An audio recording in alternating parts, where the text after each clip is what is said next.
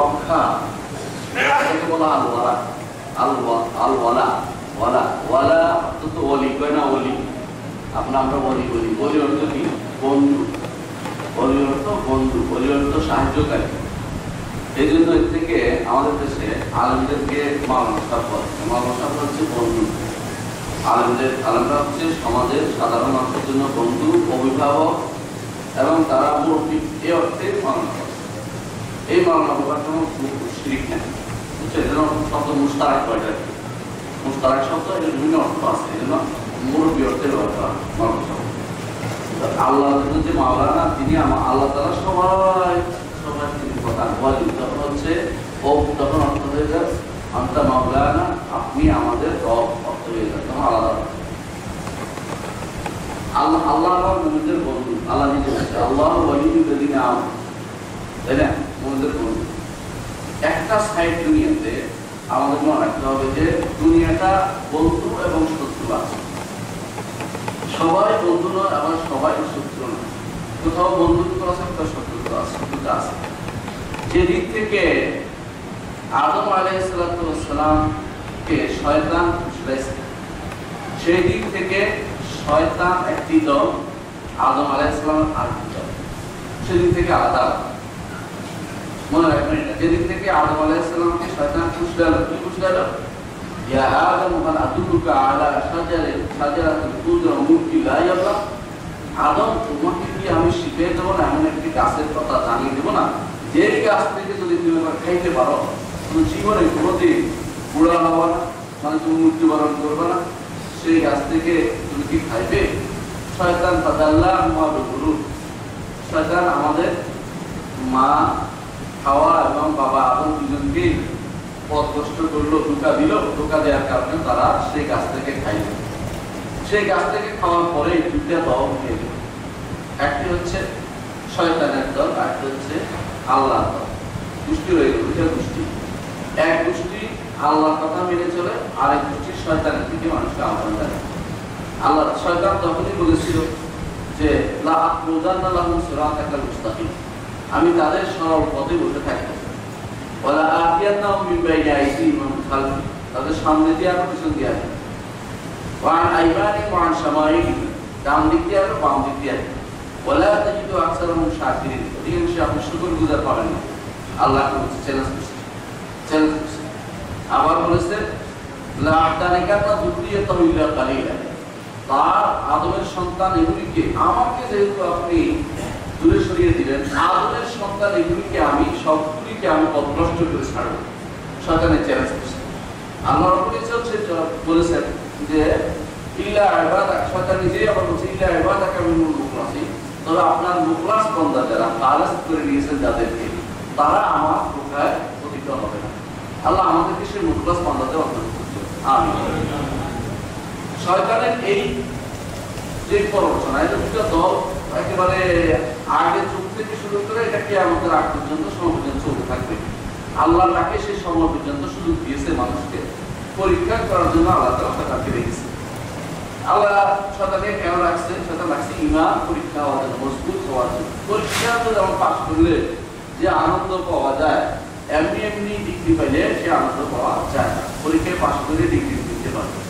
এই পরীক্ষায় পাস করার জন্য আমাদেরকে আগে আমাদের শত্রুকে বন্ধুকে তা জানা দরকার। শত্রুকে আর বন্ধুকে তা জানা দরকার। আল্লাহ তাআলা কোরআনে কারীমে ঘোষণা করেছেন ইন্নাশ শায়তানা লাকুম আদুউন ফাত্তাখিযুহু আদুওয়া, শয়তান তোমাদের শত্রু, তাকে শত্রু হিসেবে গ্রহণ করো। এটা আল্লাহ তাআলা বলে দিয়েছেন। শয়তান ইন্নামা ইয়াদউ হিজবাহু লিয়াকুনু মিন আসহাবিন নার, তার দলের লোকেরা তোমাদেরকে ডাকে যাতে তোমরা জাহান্নামবাসী হও, জাহান্নামবাসী হও। এইভাবে শয়তান ডাকতে ডাকতে আদম আলাইহিসসালামের সন্তান কাবিলকে পথভ্রষ্ট করলো, কিন্তু কাফের নয়, পথভ্রষ্ট করলো, সঠিক পথ থেকে দূরে সরিয়ে দিল। কিরকম? ভাইকে হত্যা করলো। প্রথম হত্যার প্ররোচনা দিল শয়তান, পথ দেখাইল হত্যার দিকে মানুষকে, প্রথম পথ দেখাইল কে? শয়তান। এই জন্য কিয়ামত পর্যন্ত যত মানুষ হত্যা হবে, তত মানুষের একটা অংশ কার উপর পড়বে? প্রথম আদম সন্তানের দোষ তার উপর পড়বে। এইভাবে তারাই শয়তান নতুন নতুন পদ্ধতি আবিষ্কার করে নতুন নতুন পথে মানুষকে পথভ্রষ্টতার দিকে নিয়ে যায়। আল্লাহ তাআলা আদম আলাইহিস সালামকে নবী হিসেবে পাঠিয়েছেন তার সন্তানদের জন্য। নবী এবং রাসূলের মধ্যে বড় আসল পার্থক্য হচ্ছে এটা, নবী প্রেরিত হবে ইমানদার কওমকে সঠিক পথে পরিচালনা করার জন্য, আর রাসূল ইমানদার কাফের উভয় কওমের দিকে প্রেরিত হবে, ব্যাপক। এটা হচ্ছে সঠিক পার্থক্য। আদম আলাইহিস সালাম নবী ছিলেন, তারপরে 10 প্রজন্ম নবুয়তের উপর ছিলেন, 10 প্রজন্ম নবুয়তের নিয়মের উপর চলছে। পুরা কথা হচ্ছে আলাদা কথা, কিন্তু কেউ শিরিক করেননি। ইবনে আব্বাস রাদিয়াল্লাহু আনহু বলেছেন যে কানা বাইনা আদম ও নূহ আশরাতু কুরুন কুল্লুহুম আলাল ইসলাম। আদম এবং নূহের মাঝখানে 10 প্রজন্ম ছিল, প্রত্যেকেই ইসলামের উপর ছিল। 10 প্রজন্ম। তখনকার দিনে আদম আলাইহিস সালামের বয়স ছিল 1000 বছর, নূহ আলাইহিস সালামের বয়স ছিল 1000 বছর। ধর আপনি চিন্তা করেন, একটা 10 প্রজন্ম প্রায় বিরাট একটা অনেক বড় সময় পর্যন্ত ইসলামের উপর মানুষ ছিল। তারপর কি হলো, শয়তান মানুষকে পথভ্রষ্ট করলো, শয়তান মানুষকে পথ থেকে দূরে সরিয়ে দিল। তখনই আল্লাহ তাআলা একজন বড় নবী পাঠালেন, তিনি হচ্ছেন রাসূল পাঠালেন, তিনি হচ্ছেন নূহ আলাইহিস সালাম। নূহ আলাইহিস সালামের সময় থেকে ঠিক এই যে যুদ্ধ চলছে সেটা হলো হক এবং বাতিলের যুদ্ধ, বন্ধু এবং শত্রু চেনার যুদ্ধ। সেই যুদ্ধ তখন থেকে আজ পর্যন্ত চলছে এবং সেটা চলে যাচ্ছে। এইটাই হচ্ছে কার সাথে আপনি বন্ধুত্ব করবেন, কার সাথে আপনি শত্রুতা করবেন, ইসলামের এই নীতিটা এখন থেকে আমার বোঝা দরকার। ইসলাম কি নীতি শিক্ষা দিয়েছে? ইসলাম নীতি শিক্ষা দিয়েছে এটা যে যে ব্যক্তি ইসলাম গ্রহণ করবে সে বাহ্যিকভাবে দূরে হলেও সে আপনার কাছে, আর যে ব্যক্তি ইসলাম গ্রহণ করবে না সে আপনার যত কাছেই হোক সে আপনার দূরের মানুষ বলে বিবেচিত হবে, দূরের মানুষ বলে বিবেচিত হবে। দেখুন নূহ আলাইহিস সালাম তার ছেলে কেনা যখন ডুবে মরতেছে, ঈমান আনে নাই, ঈমান না আনার কারণে আল্লাহ তাআলা ঘোষণা করলেন ডুবে মরতেছে, সে আল্লাহ তাআলা ডাকলেন যে আল্লাহ আমার ছেলে ডুবে মরতেছে, তো আমার পরিবারের একজন, যদি আমার পরিবারের একজন ডুবে মারা যায় এর অর্থ হচ্ছে আমার পরিবার শেষ হয়ে মরে যাচ্ছে। আপনি তো বলেছেন আমার পরিবার না যা দিবেন, সেটা ডুবে যাচ্ছে। আল্লাহ তাআলা তখন ঘোষণা করলেন ইয়া নূহ ইন্নাহু লাইসা বিআহলি, যদিও সন্তান তাহলে তোমার পরিবারভুক্ত না। তাহলে পরিবারভুক্ত কারা? ইমানদারের পরিবার, যত দূরেই হোক না কেন। এই জন্য আর মুহাম্মদ সাল্লাল্লাহু আলাইহি ওয়াসাল্লাম পরিবারভুক্ত বলতে বুঝাবে কিয়ামত পর্যন্ত যত মানুষ ঈমান আনবে তারা সবাই মুহাম্মদ সাল্লাল্লাহু আলাইহি ওয়াসাল্লামের পরিবারভুক্ত। আর যদি নবী পরিবারের কেউ কাফের হয়ে যায়, আল্লাহ না করুক, তাহলে সেও কেউ মুহাম্মদ সাল্লাল্লাহু আলাইহি ওয়াসাল্লামের পরিবারভুক্ত থাকবে না। আমার পরিবার যদি কেউ কাফের হয় সে আমার পরিবারভুক্ত না, তাকে আলাদা করে দিতে হবে। কিন্তু ঈমানের দাবি হচ্ছে এটা, আল হুব্বু ফিল্লাহ ওয়াল বুগদু ফিল্লাহ। মহব্বত করতে হবে আল্লাহর জন্য, আল্লাহর জন্য ভালোবাসতে হবে, আর শত্রুতা করতে হবে আল্লাহর জন্য। দেখেন মুহাম্মদ রাসূলুল্লাহ সাল্লাল্লাহু আলাইহি ওয়াসাল্লামের চাচা ছিলেন আবু লাহাব। অনেকে আমরা আবু জাহালকে চাচা বলে, আবু জাহাল আপন চাচা ছিলেন। আবু লাহাব হচ্ছে আপন চাচা আবু লাহাব। মুহাম্মদ সাল্লাল্লাহু আলাইহি ওয়াসাল্লাম এক সাহাবী বলতেছেন আমি মক্কায় আসছি হজ করতে, তখনকার জাহিলিয়াতের কথা শোনা যাচ্ছে। দেখলাম যে একটি লোক বলতেছে আইয়ুহান নাস কুলু লা ইলাহা ইল্লাল্লাহ তুফলিহু, হে মানব সম্প্রদায় তোমরা লা ইলাহা ইল্লাল্লাহ বলো, তোমরা সফল কাম হবে। আর পিছন থেকে একদম পাথর মারতেছে, বলছে মিথ্যাবাদী শুনো না মিথ্যাবাদী।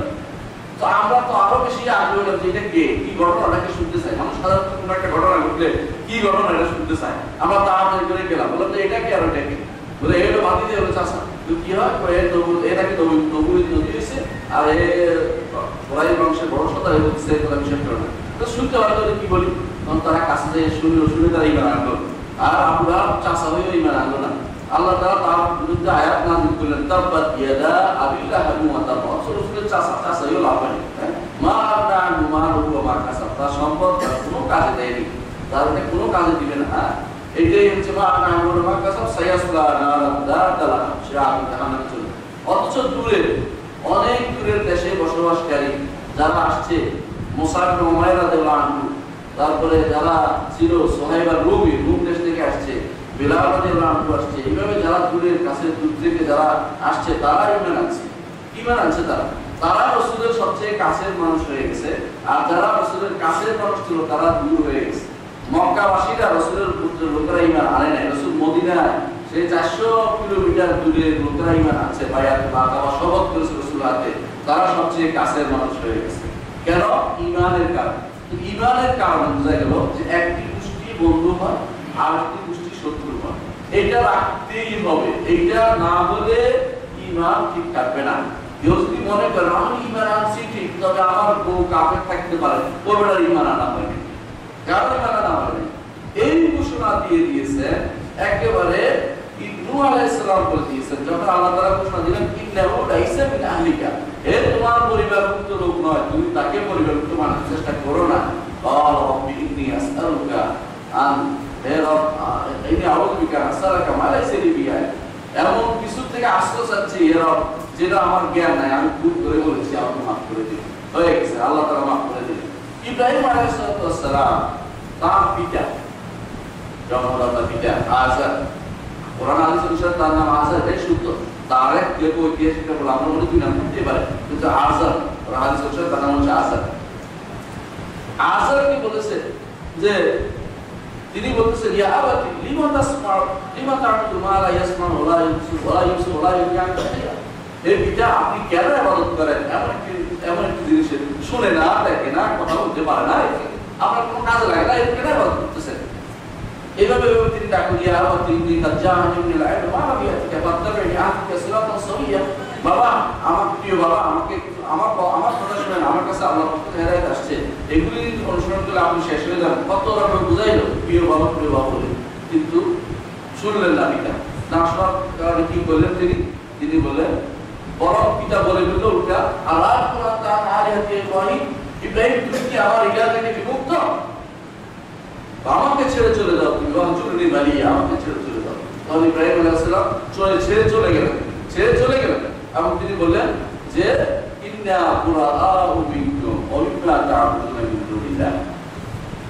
ওনারা আলিমদের শব্দ ইব্রাহিম আলাইহিস সালাম পরীক্ষা দিয়েছেন, সে পরীক্ষায় পাস, সমস্ত পরীক্ষায় পাস। এই একটি ব্যক্তি যাকে আল্লাহ তাআলা ইমাম ঘোষণা করেছেন, বাবাকে ছেড়ে গেছে, বলছে ঠিক আছে বাবা আমাকে ছেড়ে চলে গেলাম, তুমি বলছো চলে যেতে, আমি চলে যাচ্ছি। হ্যাঁ, বউকে নিয়ে আসছেন, পথে বহু ঘটনা তিনি দিলেন, ছেলেকে কোরবানি দিলেন, কত কি না করলেন, আল্লাহ সমস্ত বলছে এটা করো এটা করো, ইনি জাওয়াতুল নাস ইমামা ইনি তাআলা ইব্রাহিম রাব্বুল কালিমাতি, অনেকগুলো দিতে পরীক্ষা, সব পরীক্ষায় পাস। এই ব্যক্তি ঘোষণা করেছেন কত যে আমাদের মধ্যে তোমার মধ্যে কখনো মিল হইতে পারে না, কাফের এবং ইমানদারের কখনো মিল থাকতে পারে না। কাফের ইমানদার যদি করে কেউ বলে বর্তমানে আন্তর্ধর্মীয় সংলাপ নাম দিয়ে, আন্তর্ধর্মীয় সংলাপের কথা ছিল সংলাপ না, এখন হলো সর্বধর্ম প্রার্থনা সভা। এগুলি সর্বধর্ম শয়তানি সভা, প্রার্থনা সভা না, এগুলি না যায়, সম্পূর্ণ হারাম। কখনো ইমানদার এবং কাফের একসাথে বসতে পারে, একসাথে হতে পারে না। রাসূলুল্লাহ সাল্লাল্লাহু আলাইহি ওয়াসাল্লাম বলেছেন লা ইয়াতারাআ নারানি, দুই আগুন যেন একসাথে দেখা না যায়, দুই সূরা যেন একসাথে না যায়। মুহাম্মদ রাসূলুল্লাহ সাল্লাল্লাহু আলাইহি ওয়াসাল্লাম নিষেধ করেছেন। আর আমরা আমাদের অমুক বন্ধুদের হিসেবে বন্ধু হয়, কখনো কাফের ইমানদারের বন্ধু হতে পারে না। কোরআনে কারিমে আল্লাহ তাআলা বলে দিয়েছেন লা ইয়াত্তাখিযুল মুমিনুনা কাফিরিনা আউলিয়া মিন দুনিল মুমিনিন, ইমানদাররা কখনো কাফেরদেরকে বন্ধু বানাতে পারে না, ইমানদারদেরকে শুধু বন্ধু বানাতে পারে। ইমানদারদের কাফেররা কখনো বন্ধু হতে পারে না। তো বোঝা গেল যে এই যে ইব্রাহিম আলাইহিস সালাম যে একটা পার্থক্য সূচনা করেছেন, কিয়ামত পর্যন্ত এই পার্থক্য থাকতেই হবে, কখনো মিলিয়ে যেতে পারবে না। ইউরোপ আমেরিকারা সেটা চায়, ইসলাম হাদারি বলে ওরা ওদের তো শয়তান কি চায়, ওরা কিবা চায় ইসলাম হাদারি, অর্থাৎ সভ্যতার সাংস্কৃতিক ইসলাম, সভ্যতার ইসলাম। আর আরবদের এটা নাকি বেদুইন ইসলামে নাকি এর উপর একটা অগ্রগতি বিদ্বেষ সরাসরি ছিল। এখন সভ্যতার ইসলাম হচ্ছে পরস্পর বন্ধু, তুমি মুক্তি বোঝা করো, তুমি আমার এখানে এই জন্য আমাদের কেউ তার মসজিদের ভিতরে নাকি কোন বেটা তার কেউ নাকি তাদের খ্রিস্টানদের ব্যবহার করতেছে, সম্পূর্ণ মিথ্যা কথা, তুমি কোনো বিশ্বাস করবে না। এগুলি বিষয় করে মিথ্যা কথা প্রমাণ করার জন্য সিরাতের কিতাবে দুর্বল বর্ণনা কোথাও কিছু একটা পাইছে, যে ব্যক্তি ডুবে যাচ্ছে সে কিছু পাইলে খড় তাকে এটা করতে চায় যে জানে বাঁচতে, এরা এখন ডুবে গেছে, কি করবে, কোন একটা দিয়া ইসলামের শেষ করার জন্য, ইসলামের ক্ষতি করার জন্য উঠে পড়ে লেগেছে। কখনো ইমানদার এবং কাফের একসাথে বসতে পারে না। আল্লাহ তাআলা নিষেধ করেছে। আল্লাহ তাআলা বলেছেন ফালা তাকরুদ বা'দা যিকরা মা কাওমিল যালিমিন, আপনাকে স্মরণ করিয়ে দেওয়ার পরে কখনো এই জালেম কওমের সাথে আপনি বসতে পারেন না। বসা পর্যন্ত নিষেধ করেছে রাসূলুল্লাহ সাল্লাল্লাহু আলাইহি ওয়াসাল্লাম। আল্লাহ তাআলা রাসূলুল্লাহ সাল্লাল্লাহু আলাইহি ওয়াসাল্লাম করে দিয়েছেন। রাসূলুল্লাহ সাল্লাল্লাহু আলাইহি ওয়াসাল্লাম নিজে নিষেধ করেছেন। তিনি বলেছেন যে যখন বলেছেন ঈমানের কথা, তখনই বলেছেন ওয়ান তুবারকাল মুশরিকিন, আরেকটা ঈমানের তোমার বড় শর্ত হচ্ছে মুশরিকদের থেকে তোমাকে আলাদা হয়ে যেতে হবে। কখনো মুশরিক এবং ঈমানদার একসাথে বসবাস করতে পারে না। হ্যাঁ, তাদের সাথে ঝগড়া বিবাদ নয়, মানে একই পরিবারের ভিতরে ওই একসাথে খাইতেছে এটা নয়, এটা কোনোদিন করা যাবে না। বরং ঈমানদারের তার ইহতিসাব বিন নাফস থাকবে, নিজের ঈমানের প্রতি তার সম্মানবোধ থাকবে। কেমন সম্মানবোধ সাহাবায়ে কেরাম রক্ষা করেছেন চিন্তা করে দেখেন। আবু বকর রাদিয়াল্লাহু আনহুর ছেলে আব্দুর রহমান বলেন, তখন তিনি ঈমান আনেন না, বলছেন বদরের যুদ্ধে তিনি ঈমান আনেন। বলছে বাবা কি করব, বাবা বদরের যুদ্ধে আপনাকে আমি দেখেছিলাম, আমি কিন্তু আপনাকে আক্রমণ করিনি, মনে করছে এটা ক্রেডিট দিচ্ছেন। বাবা বললেন যে যদি তোমাকে আমি দেখতাম তোমাকে করোনাটা করে দিতাম, খুশি হওয়ার কিছু নেই, তুমি কাফের। আবু উবাইদা কি করেছেন, আবু উবাইদা উনি তার বাবাকে হত্যা করেছেন, আলী রাদিয়াল্লাহু তাআলা আত্মীয়কে হত্যা করেছেন। কেন তাদের ঈমান এবং কুফর, এখানে কোনো বন্ধুত্বপূর্ণ সম্পর্ক সুযোগ নেই। হ্যাঁ, বন্ধুত্বপূর্ণ সম্পর্ক দুনিয়া বেচা কিনা চলবে, দুনিয়ার বেচা কিনা চলবে, দুনিয়ার লেনদেন চলবে, কোনো সমস্যা নাই। কিন্তু কাফের এবং ইমানদার অমুক আসে আমার বন্ধু হবে, ন ইমানদার আমার বন্ধু হতে পারে, কাফের কখনো ইমানদারের বন্ধু হতে পারে না। আল্লাহ তাআলা নিষেধ করে দিয়েছেন, এটা হয় না। ওয়ালান তারদা আনকাল ইয়াহুদ ওয়ালান নাসারা হাত্তা তাত্তাবি'a মিল্লাতাহুম, ইহুদি নাসারা কখনো আপনার উপর সন্তুষ্ট হবে না যতক্ষণ না আপনি তাদের মিল্লাতের অনুসারী হয়ে যান। ওরা চাচ্ছে ওদের মতো আমরা হয়ে যেতে, আমরা এটা হতে পারি না। কারণ কোরআনে কারিমে আল্লাহ তাআলা বলেছেন ওয়ালা তালবিসুল হাক্কা বিল বাতিল, বাতিল এবং হককে একসাথে মিশিয়ে ফেলো না। কখনো সেটা হতে পারে না, বলা যায় না। বাতিল আলাদা থাকবে, হক আলাদা থাকবে। আচ্ছা, দুধ আর মুখ কেউ একসাথে করতে পারে, বলে যে দুধ আর মুখ থাক একসাথে থাকবে এক ভান্ডারের ভিতরে, কেউ খাবে সেটা বন্ধ করতে হবে, কেউ খাবে না। এই জন্য মনে রাখবেন ওয়ালা এবং বারা ইসলামের একটা মৌলিক নীতি। যেই ব্যক্তি বন্ধু এবং শত্রু চিনতে ভুল করে সেই ব্যক্তির ঈমান ঠিকানা নাকি। আপনি যখনই কোনো কিছু নিয়ে আসবে আর চিন্তা করবেন যে ঈমানি দায়িত্ব থেকে আসছে না ব্যক্তিগত প্রয়োজনে আসছে। দেখবেন হয়তো ব্যক্তিগত প্রয়োজনে আপনাকে কষ্ট করতেছে, ক্ষতিগ্রস্ত করতেছে, আপনার নামে নাম, মুসলমান নামে নাম, মুসলিম নাম অনেক ভর্তি, এরাই আপনাকে ক্ষতিগ্রস্ত করার দিকে নিয়ে যাচ্ছে। এরা আসলে সত্যিকার অর্থে মুসলিম নয়, এরা মুনাফিক হয়ে গেছে, এরা অনেকে কাফের হয়ে গেছে, এরা অনেকে মুশরিক হয়ে গেছে, এরা এখন আপনাকে দিন থেকে দূরে সরিয়ে দিচ্ছে। সুতরাং ঈমানদার রাসূলুল্লাহ সাল্লাল্লাহু আলাইহি ওয়াসাল্লাম বলেছেন লা ইয়াকুল তাআমকা ইল্লা তাক, পরেজগার মানুষ ছাড়া তোমার খাবার যেন কেউ না খায়। কেন বলেছে? কারণ সাধারণ পরেজগাররা পাচ্ছে না, তুমি আমার নিজেকে দেওয়ার চেষ্টা করছো না। সাধারণ দান সদকা আপনি সবাইকে করতে পারেন। একজন আল্লাহ বান্দা যারা আল্লাহ তাআলা দুনিয়াতে যারা আছে সাধারণ প্রাণীকে দিলেও সব, এটা আলাদা কথা। কিন্তু ঈমানদারের গুরুত্ব সবচেয়ে বেশি, ঈমানদারের গুরুত্ব সবচেয়ে বেশি। দেখুন মুহাম্মদ রাসূলুল্লাহ সাল্লাল্লাহু আলাইহি ওয়াসাল্লাম যখন ঈমানের দাবি নিয়ে আসছে, দূরের মানুষগুলি কাছে আসে আর কাছের মানুষগুলো দূরে সরে গেল, কোনো ক্ষতি হয় না ইসলামে। রাসূলুল্লাহ সাল্লাল্লাহু আলাইহি ওয়াসাল্লাম এটা বলেন নাই, তার তো প্রস্তাব নিয়েই আসছে। কি প্রস্তাব নিয়ে আসছে? এক বছর আপনি আমাদের মূর্তির ইবাদত করুন, আরেক বছর আমরা আপনার আল্লাহর ইবাদত করব। না, আল্লাহ তাআলা এটা ঘোষণা এটা মানেন না, বলছেন লা আ'বুদু মা তা'বুদুন, আমি কখনো ইবাদত করব না তোমরা যেটা ইবাদত করো, এটা ইবাদত করো। তো কি ইবাদত করে তারা? তাদের মূর্তি বা মানা মূর্তির ইবাদত করে, আমরা সেটা ইবাদত করতে পারি না। যে ব্যক্তি সর্বসত্তা মহাসভা আয়োজন করেছে তাকে জিজ্ঞাসা করা উচিত একসাথে বসে আপনার লাভটা কি। প্রথম দোয়া করতেছে ওর এর কাছে, দুর্গার কাছে, মা দুর্গার কাছে। আপনি দোয়া আল্লাহর কাছে, উপরের দিকে আসল যিনি আছেন তার কাছে। আর ওই খ্রিস্টান বেটা দোয়া করতেছে কার কাছে? যিশুর কাছে। হ্যাঁ, ইহুদি বেটা যতক্ষণ দোয়া করে জায়গায় এসে নিচের দিকে হাত দিয়ে বসে রয়েছে। এক এক জনের এক এক অবস্থা আছে। আপনি এর মধ্যে কি পাইলেন? এটার মধ্যে কি আর কি আনন্দ আছে? এইটা আসলে ভুল থিওরি যে এটা দিচ্ছে, এরা ইসলামকে নষ্ট করার জন্য দিচ্ছে। এই জন্য পাশ্চাত্য চায় আমাদের মধ্যে ইসলাম, এটা চায় যে এরকম বেড়ে যায়। ওয়াদু লাউ তাকফুরুনা কামা কাফার, তারা যেরকম কাফের হয়েছে তোমরা কাফের হয়ে যাবে চায়, কখনো এই জন্য মনে রাখতে হবে কখনো ইমানদার এবং কাফের এই জাতীয় বন্ধু হতে পারে না। হ্যাঁ, তাদের মধ্যে দুনিয়াবি পেশা কেনা সম্পর্ক চলতে থাকতে পারে, এতে কোনো সমস্যা নেই। দুনিয়াবি কোনো লেনদেনের কোনো নিষেধাজ্ঞা শরীয়ত নেই, কিন্তু যেখানে ইসলামকে স্পর্শ করবে এই জাতীয় কোনো কিছু ইসলামে তাদের এদের চলতে পারে না। হ্যাঁ, এখানে তিন ধরনের বন্ধুত্ব সম্পর্ক আছে। একটা হচ্ছে পরস্পর বন্ধুত্ব, ইমানদার খাঁটি ইমানদারের সাথে আপনার সম্পর্ক কেমন হবে? খাঁটি ইমানদারের সাথে আপনার সম্পর্ক হবে একেবারে খাঁটি বন্ধুত্ব। মুহাম্মদ রাসূলুল্লাহ সাল্লাল্লাহু আলাইহি ওয়াসাল্লাম ইসলামের সাথে সাহাবায়ে কেরামের যে সম্পর্ক ছিল এটা ছিল খাঁটি বন্ধুত্ব। আল্লাহ তাআলা যেটা বলে দিয়েছে, ওয়াল্লাযীনা আমানু বা'দুহুম আউলিয়াউ বা'দ, যারা ঈমান এনেছে তারা একে অপরের বন্ধু, ওয়ালি, একে অপরের বন্ধু। আর যারা ওয়াল্লাযীনা কাফারু বা'দুহুম আউলিয়াউ বা'দ, আর কাফের যারা তারা একে অপরের বন্ধু। আল্লাহ তাআলা বলছে ইল্লা তাফআলুহু তাকুন ফিতনাতুন ফিল আরদি, যদি এইটা না করো, যদি ওটা আলাদা না করো, ইমানদারদেরকে বন্ধু না মানো, কাফেরদেরকে কাফেরদের বন্ধু হিসেবে স্বীকৃতি না দাও, দুনিয়ার বুকে ফিতনা তৈরি হবে। ফিতনা তো এমন ফিতনা হবে যে ফিতনা ইমানদার কাফের সমান হয়ে যাবে। এখন দেখেন পৃথিবীর অনেক জায়গাতে বসে ইমানদার কাফের চেনার জন্য মাঝে মধ্যে সালাম দিতে ভয় পাই, এটা সালাম তো দিলাম ইমানদার কিনা কেমন বুঝবেন আপনি বলেন? কাপড় ওঠানো সালাম করবে, এমন কঠিন অবস্থা হয়ে যাবে। তো এই জাতীয় অবস্থা কারণ ইমানদার কাপড় অবস্থা মিলানো খুব কঠিন হয়ে পড়ছে। ইমানদাররা এখন কাপড়দের সিরত সবকিছু গ্রহণ করে নিয়েছে, বলে টুপিও মাথা দেয় না, কিন্তু তারা ইমানদের মধ্যে আসসালামু আলাইকুম সুযোগ পায় না। ইমানদাররা দিলে না কাপড়ে দিলাম, সে জবাবও দেয় না অনেক সময়, তাদের মনে কষ্ট থাকতে হয়। কারে সালামটা দিলাম, মনে মনে দুঃখ থাকে যে কারে সালামটা দিলাম, নাকি কাপড়ে সালাম দিয়ে দিলাম। তো বুঝা গেল এরা ইমানদার সত্যিকার অর্থে ইমানদারের বন্ধু।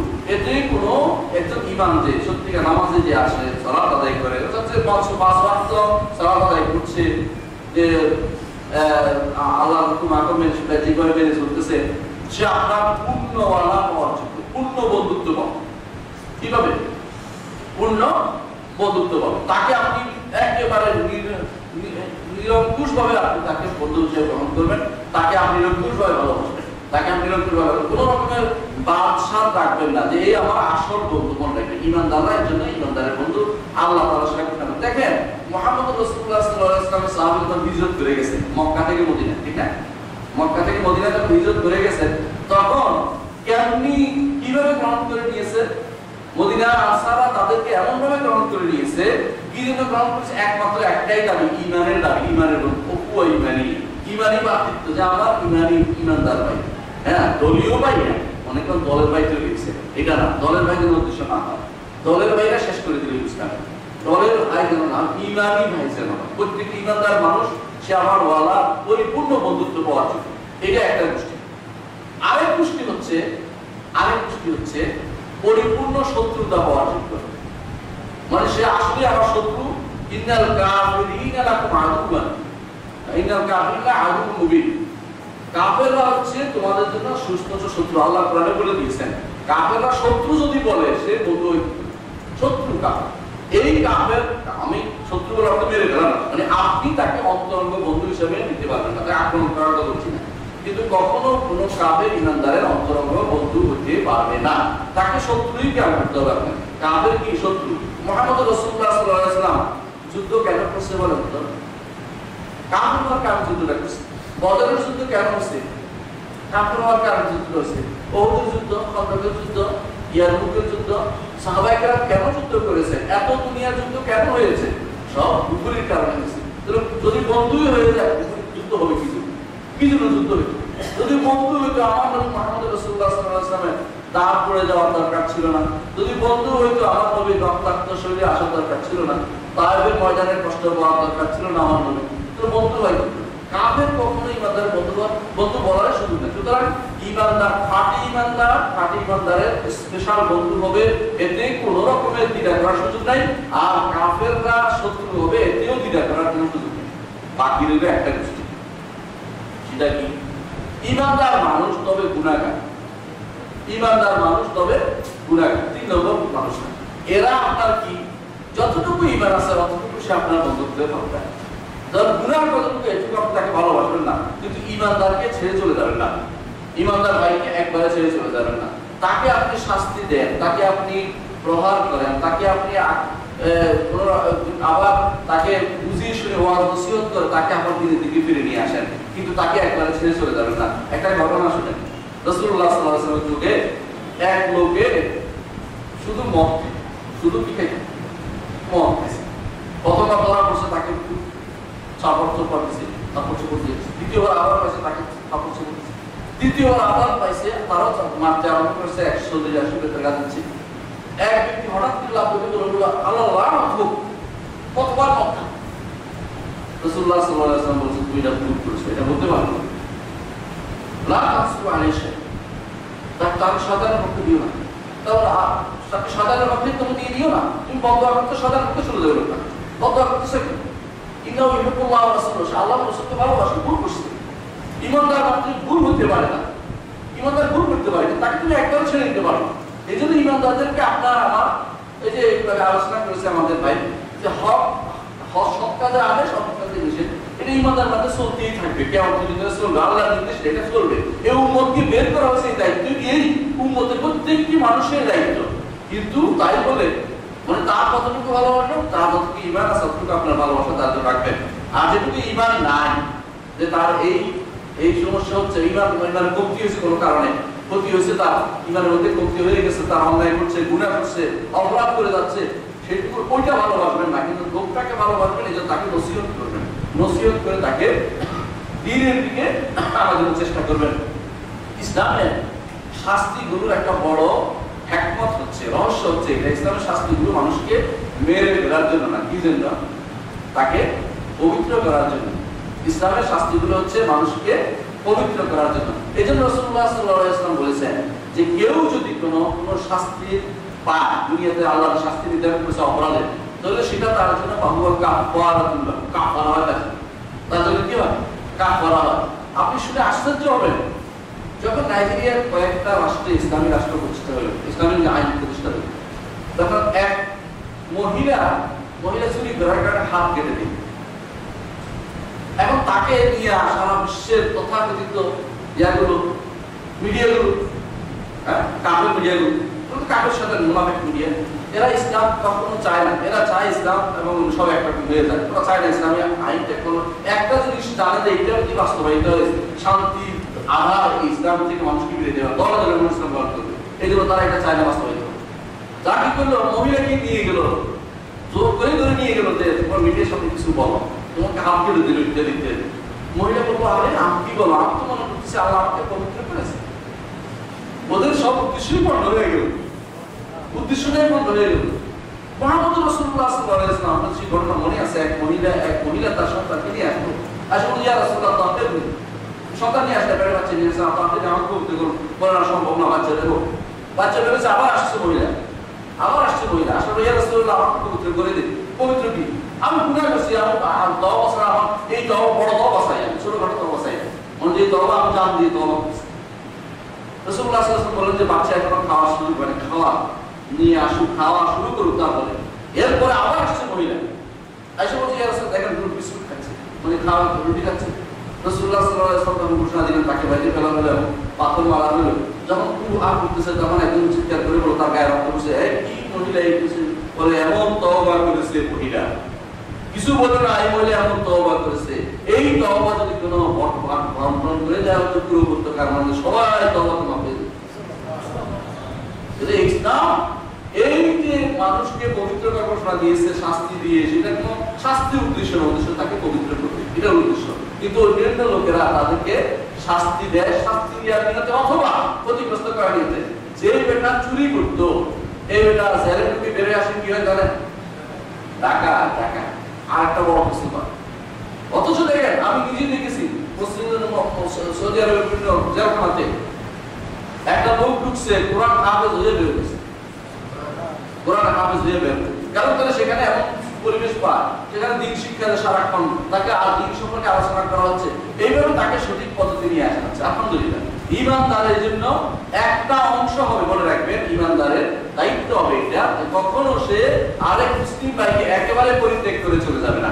তাকে তার ইমানের যতটুকু অংশ আছে অতটুকু যেটা ভালোবাসবে, আর যতটুকু অন্যায় আছে অতটুকু তাকে ঘৃণা করবে, কিন্তু সবসময় টেনে আর ইমানের পথে রাখার জন্য ওয়াজ করবে, নসিহত করবে, সঠিক কাজ করবে, তাকে আমরিল মারুফ নাহি মুনকার সৎ কাজের আদেশ দিবে, অসৎ কাজ করবে, এটা করে তাকে নিয়ে আসবে। তাহলে মানুষের 3 শ্রেণীর বাইরে নয়, পৃথিবীতে যত মানুষ আছে আপনার 3 শ্রেণীর বাইরে নয়। ইমানদার আপনার খালেস একান্তভাবে বন্ধুত্ব পাবে, কাফের একেবারে শত্রুতা পাবে, কোনো সন্দেহ নেই। তার সাথে আপনি আল্লাহ কোরআনে কারীমে কিছু জিনিস, রাসূলুল্লাহ সাল্লাল্লাহু আলাইহি ওয়াসাল্লাম হাদিসে কিছু জিনিসকে আপনাকে ছাড় দিয়েছে। এটা হচ্ছে যদি দাওয়াতের খাতিরে আপনি যদি কোনো কাফেরের সাথে সম্পর্ক তৈরি করেন, তাকে ইসলামের দিকে নিয়ে আসবেন, আপনার কোনো কিছু ছাড় দিয়ে নয়। আপনি বলছেন তাকে দাওয়াত দেওয়ার জন্য আমরা রমজান আসতেছে, ঠিক আছে, আমি ফিরতে রোজা না রাখি, হ্যাঁ, এইটা না, আপনার ছাড় দিয়ে হবে না, আপনার রোজা ঠিক রাখবে। হ্যাঁ, এরপর সে আসছে বলে তো ইফতারি চলতেছে, আমার খাওয়াবেনি, বলে খাওয়াবো, দেখি তুই ইসলাম মুসলমান হয়ে যা, না ওটা একটু হবো না, আচ্ছা তোদের ইফতারি খাওয়াবে না, খাওয়ার হিসেবে তাকে দিবেন, ইফতারি কিন্তু আমাদের একান্ত ইফতারি খাওয়া হয় না, এটা আমাদের নিজস্ব খাওয়া, সাইডে কাউরে মুসলমান তারা কেউ খাবে না, তো তারা এমনি খাওয়াবে, সে খা, আস্তে আস্তে সে যদি আসে, ঠিক আছে, আমার একটু ছাড় দেবো, এটা নিয়ে আমার কোনো কিছু ছাড় সে পাবে না, কাফেরের জন্য আমার 1 ইঞ্চি ছাড়ও দিব না, আমার যেটুকু আছে আমার একটু ছাড় দেবো না, কিন্তু আমার ছাড় না দিয়ে তার সাথে সুন্দর ব্যবহার করে যদি ইসলামে নিয়ে আসতে পারি, তো এটা কিন্তু জায়েজ আছে শরীয়তে। মুহাম্মদ রাসূলুল্লাহ সাল্লাল্লাহু আলাইহি ওয়াসাল্লাম সেটা করেছেন, সাহাবায়ে কেরাম সেটা করেছেন, অনেক জায়গাতে তাদের চারিত্রিক বৈশিষ্ট্যের কারণে ইসলাম গ্রহণ করেছে।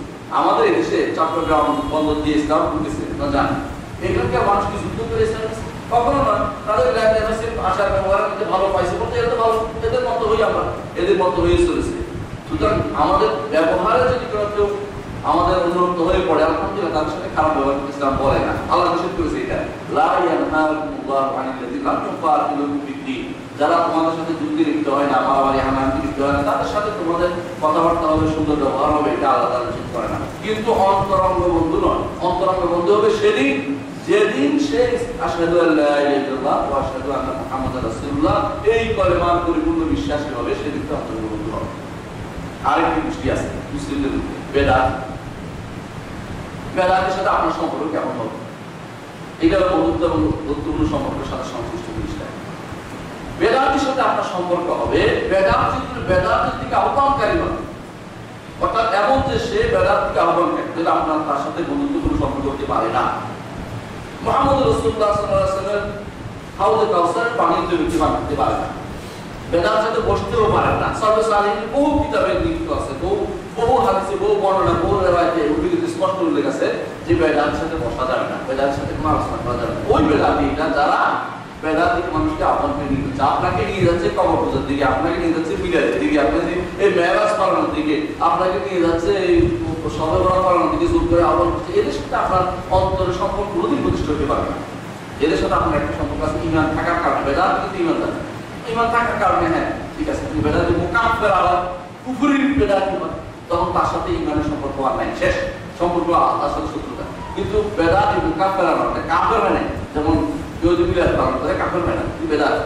কিন্তু সে যে এরকম করে সবরা পালন করতেছে বেদাত, অথবা মেরাজ পালন করতেছে বেদাত, কোনো সন্দেহ নেই। কেউ এই যে জিনিসগুলো পালন করছে সে বেদাত, তার সাথে আপনার একটা সম্পর্ক থাকবে ঈমানের কারণে, যে এই বন্ধু, হ্যাঁ যে এরকম বন্ধুত্ব তার আছে, কিন্তু বেদাতের কারণে ঘৃণাটাও থাকবে, তার সাথে বেদাত করতেছে, ঘৃণাটা বলবেন, কিন্তু তাকে একবারে করে চলে যাবেন না, অন্তত সে কাফের চেয়ে ভালো, এটা মনে রাখবেন। একজন কাফের চেয়ে একজন বেদাতি ঈমানদার সে ভালো, যদি কাফেরই কুফরি করে ফেলে তখন কাফের সমান হয়ে গেল, আপনারা তার দায়িত্ব করেন না, তার কোনো কিছু করবেন না। এটা একজন বড় বেদাতি যদি কোনো বেদাতিকে আহ্বানকারী হয়, তাহলে আপনি ঈমান ছাড়া তার প্রতি আপনি আর কোনো দায়িত্ব রইল না, ঈমানের প্রতি আহ্বান তার প্রতি থাকবে, ঈমানের কারণে তার সামান্যতম সম্পর্ক তার সাথে থাকবে। কিন্তু যদি বেদাতিকে আহ্বানকারী না হয়, খেয়াল করেন, অনেকে বেদাত করে, কেমন অনেক মানুষই এখন বেদাত করে না জানে, অধিকাংশ মানুষই না জেনে বেদাত করে, অধিকাংশ মানুষ, সাধারণ মানুষ কিন্তু খুব দেখছি আমার উস্তাদে করছে, আমি করতেছি, অমুক করতেছি, অমুক করতেছি, এই সমস্ত মানুষকে আপনি ঘৃণা করবেন না, এদেরকে আপনি দিন শিক্ষা দিয়ে ভালোবেসে। মুহাম্মদ রাসূলুল্লাহ সাল্লাল্লাহু আলাইহি ওয়াসাল্লাম কিভাবে শিক্ষা দিয়েছেন আপনার কি মনে আছে? মনে আছে কি করেছে? এক লোক এসে মসজিদে আসে পেশাব করে দিল, হ্যাঁ মসজিদে পেশাব করে দিল, সাহাবায়ে কেরাম ধপ ধপ দৌড়ে দৌড়ে চলতে চেষ্টা করলেন, রাসূল বললেন যে লা তুসলিমু, ধমক দিও না, কাজটা সেরে ফেলতে দাও, সেরে ফেলছে কাজটা। দেখে বললেন ইয়া ফুলান, এই মসজিদগুলো এই কাজের জন্য নির্মিত হয়, মসজিদ আল্লাহর জিকিরের জন্য, তাসবিহের জন্য, হ্যাঁ মসজিদগুলো সালাতের জন্য, তুমি এটা কি করলে? তুমি এটা আর কখনো করো না, তোমরা পানি এক গ্লাসে পানি ঢেলে দাও, পানির সাথে এটা এগুলো চলে যাবে। মুহাম্মদ রাসূলুল্লাহ সাল্লাল্লাহু আলাইহি ওয়াসাল্লামের এত সুন্দর ব্যবস্থা শুনে বেদুইন বললো, আল্লাহ আমার কেবল মুহাম্মদকে তুমি রক্ষা করো, আর কাউকে না। মনে মনে করছে এরা সব আমার মানতে আসছে, কিন্তু রাসূলুল্লাহ সাল্লাল্লাহু আলাইহি ওয়াসাল্লাম বললেন যে তুমি তো তাহাজ্জুদও আছে, আপনি ব্যাপক জিনিসকে তুমি ছোট করে বললে, আল্লাহ আমি ব্যাপক এদের তো শামিল করে না, ওরা তো তোমাকে ভালো চাইছে, তুমি এখানে পেশাব করে দিচ্ছ, এটা ভালো কাজ করো না, আমি তো বলছি সুন্দরভাবে এই জন্য তুমি খুশি হয়ে গেছো। তো বুঝিয়ে দিল যে বেদাতির সাথে সম্পর্ক আমাদের কেমন অবস্থা, অন্যায়কারীর সাথে সম্পর্ক আমাদের দিতে হবে, তাকে বোঝানোর মতো সুযোগ দিতে হবে।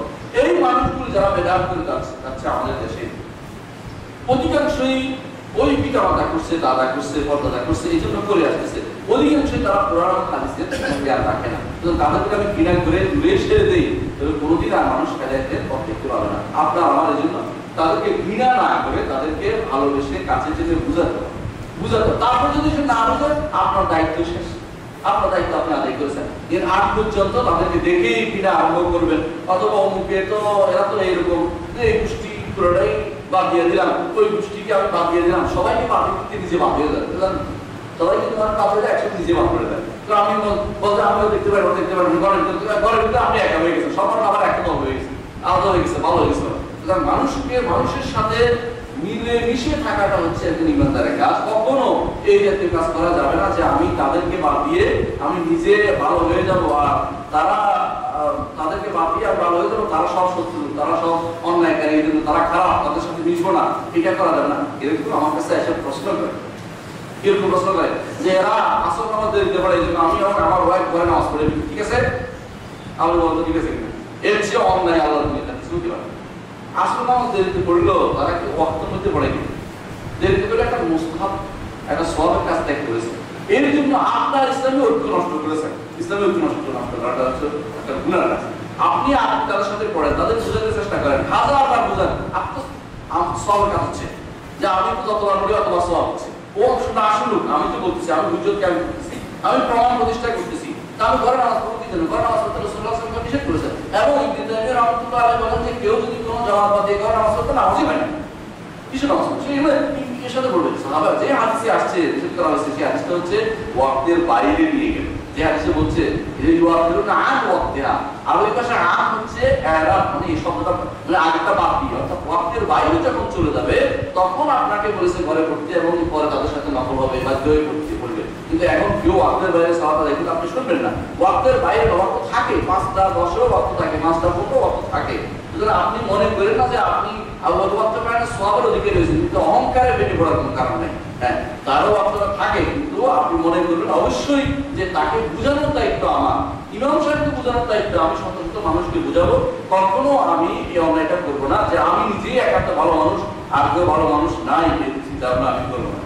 তাহলে দেখেন, কখনো আমরা বন্ধুত্বপূর্ণ সম্পর্ক রক্ষার ক্ষেত্রে একটা ব্যালেন্স রক্ষা করি, শত্রুতা করার ক্ষেত্রে ব্যালেন্স রক্ষা করি। শত্রুতা তো আমার অন্তরের জিনিস, এটা বাইরে প্রকাশ করে এই তুই আমার শত্রু, এটা বড় দায়িত্ব নয়, এটা স্পষ্ট বোঝাই যাচ্ছে অন্তরে কি জিনিস। কোনো কাউকে বলবে না দেখে যে তুমি আমার শত্রু, এটা বলার কাম নয়, এটা হচ্ছে আপনার মনের ব্যাপার। অন্তরঙ্গ বন্ধু সে হতে পারবে না, সে যাই হোক না কেন, সে যাই হোক মুখের অন্তরঙ্গ বন্ধু সে হতে কখনো পারবে না। আমার মনে হয় সময় সরকার কারণ লম্বা না করে প্রশ্ন উত্তর দেবে, কেমন? আমি চাচ্ছিলাম কিছু নিজস্ব দিকে কাফেরদের বন্ধুত্ব আজকে আলোচনা করতে পারবো না, তো আজকে আলোচনা এখানে সমাপ্ত হয়েছে। আকীদা বিষয়ক মতভেদের সমাধান কি? আকীদা বিষয়ে মতভেদ হচ্ছে অবশ্যই কোরআন এবং সুন্নাহ সহিহ আকীদা থেকে ফিরে আসতে হবে। এখানে কোনো দ্বিমত থাকার কোনো সুযোগ নেই, আকীদা বিষয়ে কোনো দ্বিমত নেই, আকীদা একটাই মতভেদ। আল্লাহ দুইজন ছিল না কোনদিন? হ্যাঁ, কিন্তু দেখেন জোহর নামাজ আপনি ইচ্ছা করলে আল্লাহ পড়তে পারেন, পরেও করতে পারবেন, বিভক্ত আছে, কিন্তু আল্লাহ দুইজন বলছেন আল্লাহ সবসময় একজন। হ্যাঁ, মুহাম্মদ রাসূলুল্লাহ সাল্লাল্লাহু আলাইহি ওয়াসাল্লাম কি পৃথিবীতে একজন মঙ্গল গ্রহে আরেকজন আছেন নাকি? না, সব একজন। সুতরাং বলতে হবে আকীদা বিষয়ে কোনো দ্বিমত কিছু নাই, দ্বিমত করা যাবে না। আকীদা বিষয়ে যদি কোনো মতভেদ হয় ফিরে আসতে হবে কোরআন এবং সুন্নাহতে, যেমনভাবে আমলের দিকে কোরআন সুন্নাহতে ফিরে আসতে হবে। কিন্তু আমলি ব্যাপারে কখনো কখনো রাসূলুল্লাহ সাল্লাল্লাহু আলাইহি ওয়াসাল্লাম 2-3টা জিনিসকে অনুমোদন করেছেন, কিন্তু আকীদার বিষয়ে এরকম কিছু পাওয়া যাবে না। আকীদার বিষয়ে সবসময় মনে রাখতে হবে, সবসময় একটাই হবে হক আর বাকিটা বাতিল, একটাই হবে হক, বাকিটা বাতিল। আর আমলের বিষয়ে কখনো কখনো 2-3টা হকও থাকতে পারে। মুহাম্মদ রাসূলুল্লাহ সাল্লাল্লাহু আলাইহি ওয়াসাল্লাম উম্মতের জন্য ওয়াসআত চেয়েছেন, প্রশস্ততা চেয়েছেন। যেমন রাসূলুল্লাহ সাল্লাল্লাহু আলাইহি ওয়াসাল্লামের কাছে বলেছেন ইয়া রাসূলুল্লাহ অমুকে এইভাবে কোরআন শরীফ পড়ছে, তো তুমি কিভাবে করো? এইভাবে না দিয়েছি। ও কি করছে? এইভাবে না দিয়েছি। আমার কোরআন শরীফ পড়া এক একজন এক এক শখ, কিন্তু রসুল কি সবাইকে একসাথে বাধ্য করে দিতে হবে? আমার যদি বলে আব্দুল বাসাত আব্দুল সমাদের মতো পড়াও, আমি তো সঙ্গে সঙ্গে হার্ট ফেলিয়ে করে দেবো, এটা আমি পারবোই না কোনোদিন। সুতরাং আকীদার বিষয়ে কখনো দ্বিমত গ্রহণযোগ্য নয়, কিন্তু আমলের ক্ষেত্রে মানুষের ক্ষেত্রে দ্বিমত থাকলে তাকে যদি কোনো সহিহ হাদিস পাওয়া যায়, সেখানে সহিহ হাদিসের দিকে তাকে ইরশাদ করতে হবে। সহিহ হাদিস কিন্তু এটা আমরা ঠিক হচ্ছে না, হ্যাঁ বলতে হবে। আর যখন সহিহ হাদিস পাওয়া যাচ্ছে না, সেও ইস্তেহাদ করছে, আপনি ইস্তেহাদ করছেন, দুইজনে ইস্তেহাদগুলো ছেড়ে দেন, বাড়াবাড়ি করেন না। যেমন আমরা রুকু থেকে ওঠার পরে আমরা কেউ বাদি কেউ ছেড়ে দেন, দুটোই ইস্তেহাদ দিচ্ছি, সেখানে সরাসরি কোনো নষ্ট নেই। আমরা দলিল দিলে সবাই দিতে পারি, আমি একটা দেই, আমি একটা আমি একটা দেই, ঝগড়া এইগুলো দিই, বাস্তব হচ্ছে দুটোই ইস্তেহাদ। সুতরাং এখানে সঠিক মশলা এখানে হচ্ছে আপনি ছাড়বেন তাকে, হ্যাঁ, কিন্তু যেখানে সরাসরি নাস আছে রাসূলুল্লাহ সাল্লাল্লাহু আলাইহি ওয়াসাল্লাম সরাসরি মাথায় করতে তাকে বুঝান, আমাদের বুঝান সুরে মাথায় মশলাটা, তাহলে বোঝা গেল যে কোনো জায়গাতে আমলি ক্ষেত্রে দুইটা মত হতে পারে, কিন্তু আকীদায় কখনো দুইটা মত নাই। আকীদার মতভেদ হচ্ছে অবশ্যই কোরআন এবং সুন্নাহর দিকে ফিরে আসতে হবে এবং সহিহ আকীদার ধারণ বাহক যারা তাদেরকে জিজ্ঞাসা করতে হবে, কারণ অনেকেই বেশিরভাগ মানুষের আকীদার কিতাব সম্পর্কে ধারণা রাখে না। আকীদার কিতাব হচ্ছে স্বয়ং আকাদে নাসাবিয়া, ইয়াসুদ্দিন ও দুনিয়া এবং আখরাত সব নষ্ট করে দেয়। সুতরাং এই জাতীয় এক আকীদার কিতাব যদি কেউ পড়ে তাহলে শেষ হয়ে যাবে। আকীদার কিতাব পড়তে তারা যদি কোনো ওই সরল মাকাসদ পড়ে তা আপনারা জানেন যে ঈমান এমনি শেষ হয়ে যাবে। আকীদার কিতাব পড়তে হলে জুজুলাতি গায়তের থিওরি পড়ে যে এমনি শেষ হয়ে যাবে। আকীদার কিতাব পড়তে হবে ইমাম আবু জাফর তাহাবী সরল আকীদাত তাহাবিয়া, হানাফি ছিলেন কিন্তু ইমাম পড়ে। আকীদাটা হলো মজবুত আকীদা। আকীদার কিতাব পড়তে হলে ইমাম হানিফা রাহমাতুল্লাহ আলাইহি ফিকুল আকবার পড়েন। আকীদার কিতাব পড়তে হলে রোমাতুল ইতিকাদ ইবনে কুদামা আল-মাকদিসি কিতাব পড়েন। আকীদার কিতাব আস-সুন্নাহ ইমাম আহমদ ইবনে হাম্বল ওনারা পড়েন। আকীদার কিতাব পড়তে হলে এইভাবে যে সমস্ত প্রখ্যাত কিতাব আইমেদি যাদের আকীদার ব্যাপারে কোনো সমস্যা ছিল না ওদের কিতাবগুলি আগে পড়েন। যে সমস্ত আকীদার ইমামদের কিতাবগুলোর সমস্যা আছে স্পষ্ট একটা, যেমন গাজালির আত্মসাত্রী একটা আপনি পড়তে পারবেন না, কইলে মত করে দেবেন। এই গাজালির ইহইয়াউল উলুমদ্দিন এটা মধ্যে উল্টাপাল্টা আছে, এটা পড়লে ইমান আর হয়ে যাওয়ার সম্ভাবনা আছে, এটা পড়বেন না। কিন্তু আপনি আকীদার কিতাব পড়েন, আলহামদুলিল্লাহ এখন অনেক কিতাব অনুবাদ হয়েছে, বিশেষ করে সাধারণত আরবিয়ার একটা সুন্দর অনুবাদ দেখছি আমি বাংলা ভাষা বের করেছি, খুব ভালো অনুবাদ এবং ব্যাখ্যাটা দুটাই গ্রহণযোগ্য একদম মান করেছে। আমরা মাদানিটা বের করি নাই, দেশীয় আলমরা বের করছি, কিন্তু সহিহ দেখলাম মাদার প্রস্তুত আছে, মাদানিটা এমনি দোষ এরাও হবে। আমল সংক্রান্ত মতবাদের সমাধান এটা বলেছি আলহামদুলিল্লাহ। এক হাদিসে আছে পিতা যদি কন্যাকে হত্যা করে তাহলে উভয়ই জাহান্নামী। আমার প্রশ্ন মেয়ের দোষ না, পিতা হাদিসটা হচ্ছে আল ওয়াহিদা ওয়াল মাউদুদা গেলাহুমা ফিন্নার। হ্যাঁ, অর্থাৎ এটা ওই যুগের কথা বলা হয়েছে যে যুগে কাফের অবস্থায় মারা গেছে বাবা পিতা, ওই সময় ইমানদার মধ্যে আলো ছিল না, কাফেরদের সন্তান। তবে আল ওয়াহিদা ওয়াল মাউদুদা ফিন্নার আছে বলা হয়েছে যে বেটা মারছে এবং যে বেটি যারা মারা গেছে ওরা সবাই জানেন, কারণ তো ইমানদার ছিল না, ইমান আনতে রাসূলুল্লাহ সাল্লাল্লাহু আলাইহি ওয়াসাল্লাম সেই হিসেবে বলেছেন।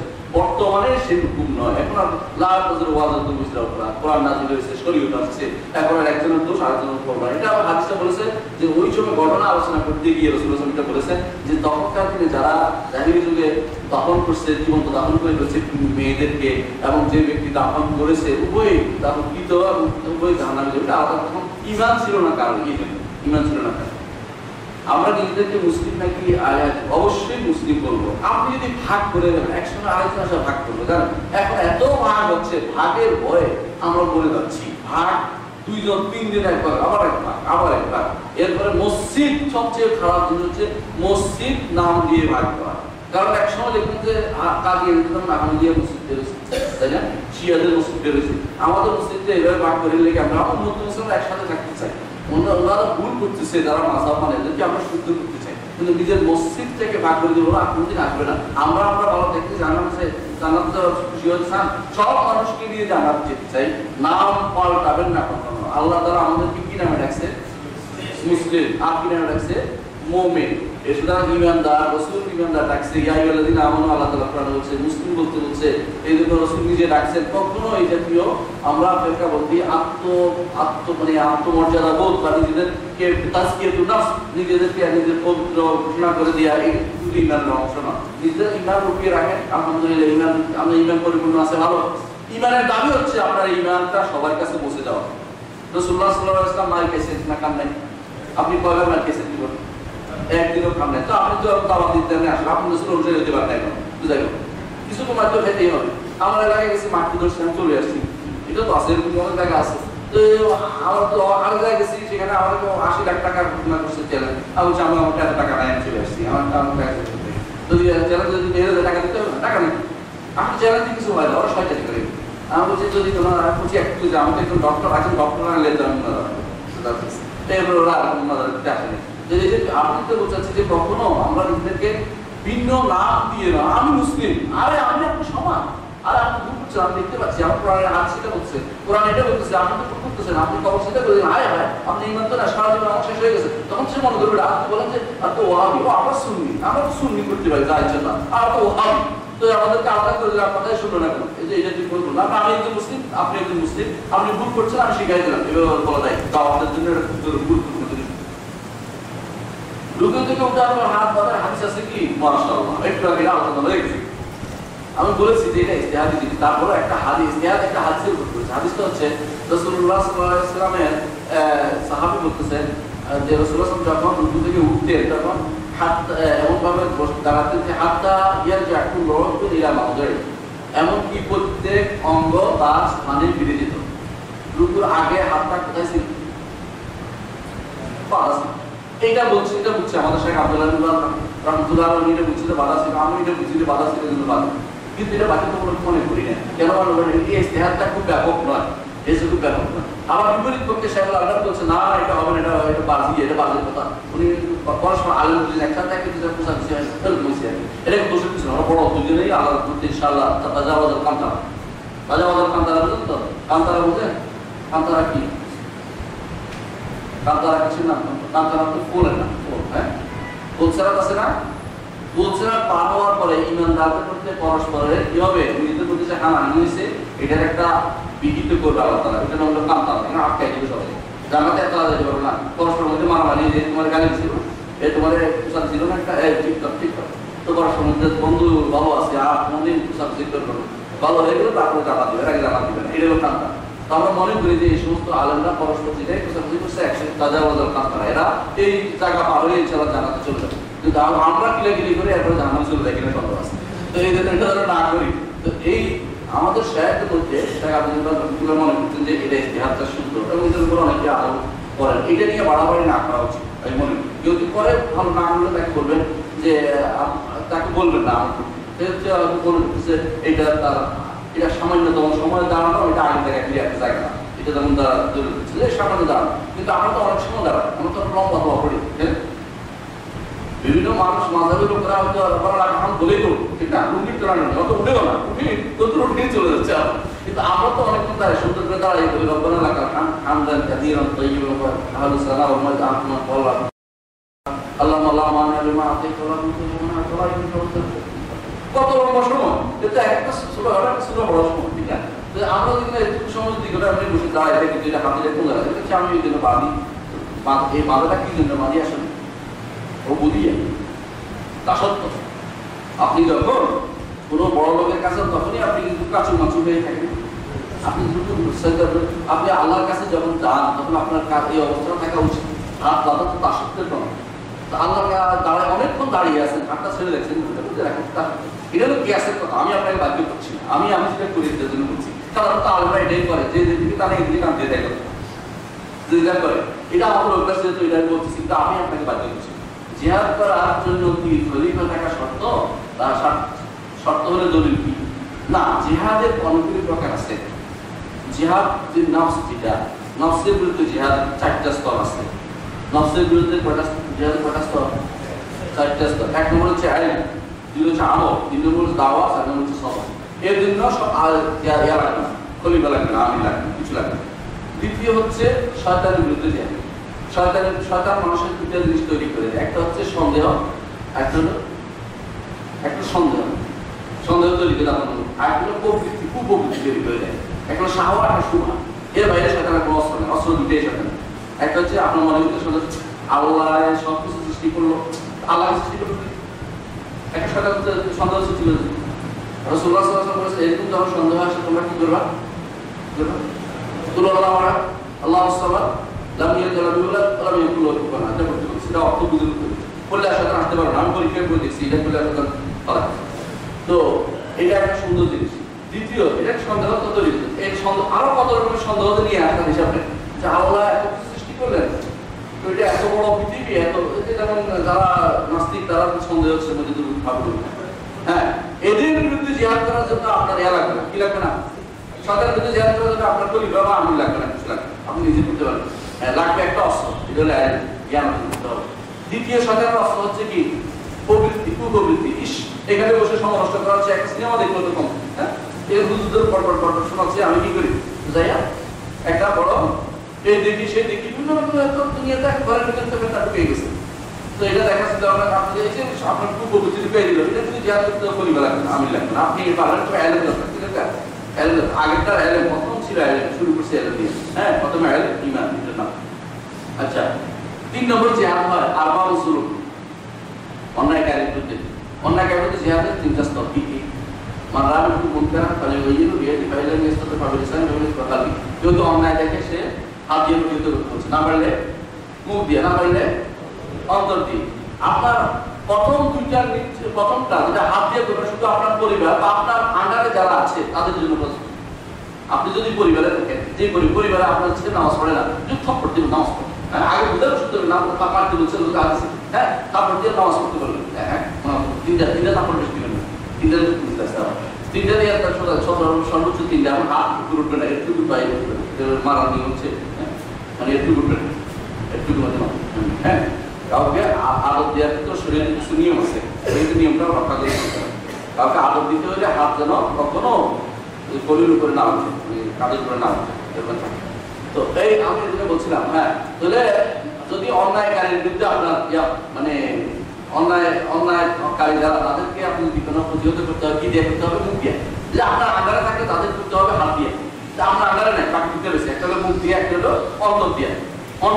এই দুই জিহাদের জন্য আপনার কোনো রাষ্ট্র কিছু লাগবে, রাষ্ট্র লাগবে না, কলিকা লাগবে না, আপনি এটা করতে হবে আপনার আন্ডারে, অবশ্যই করতে হবে প্রত্যেকটি মানুষকে। কেমন? বাকি হলো আরেকটা জিহাদ, সেটা হচ্ছে কাফেরের বিরুদ্ধে জিহাদ, কাফের মুনাফিকদের বিরুদ্ধে জিহাদ।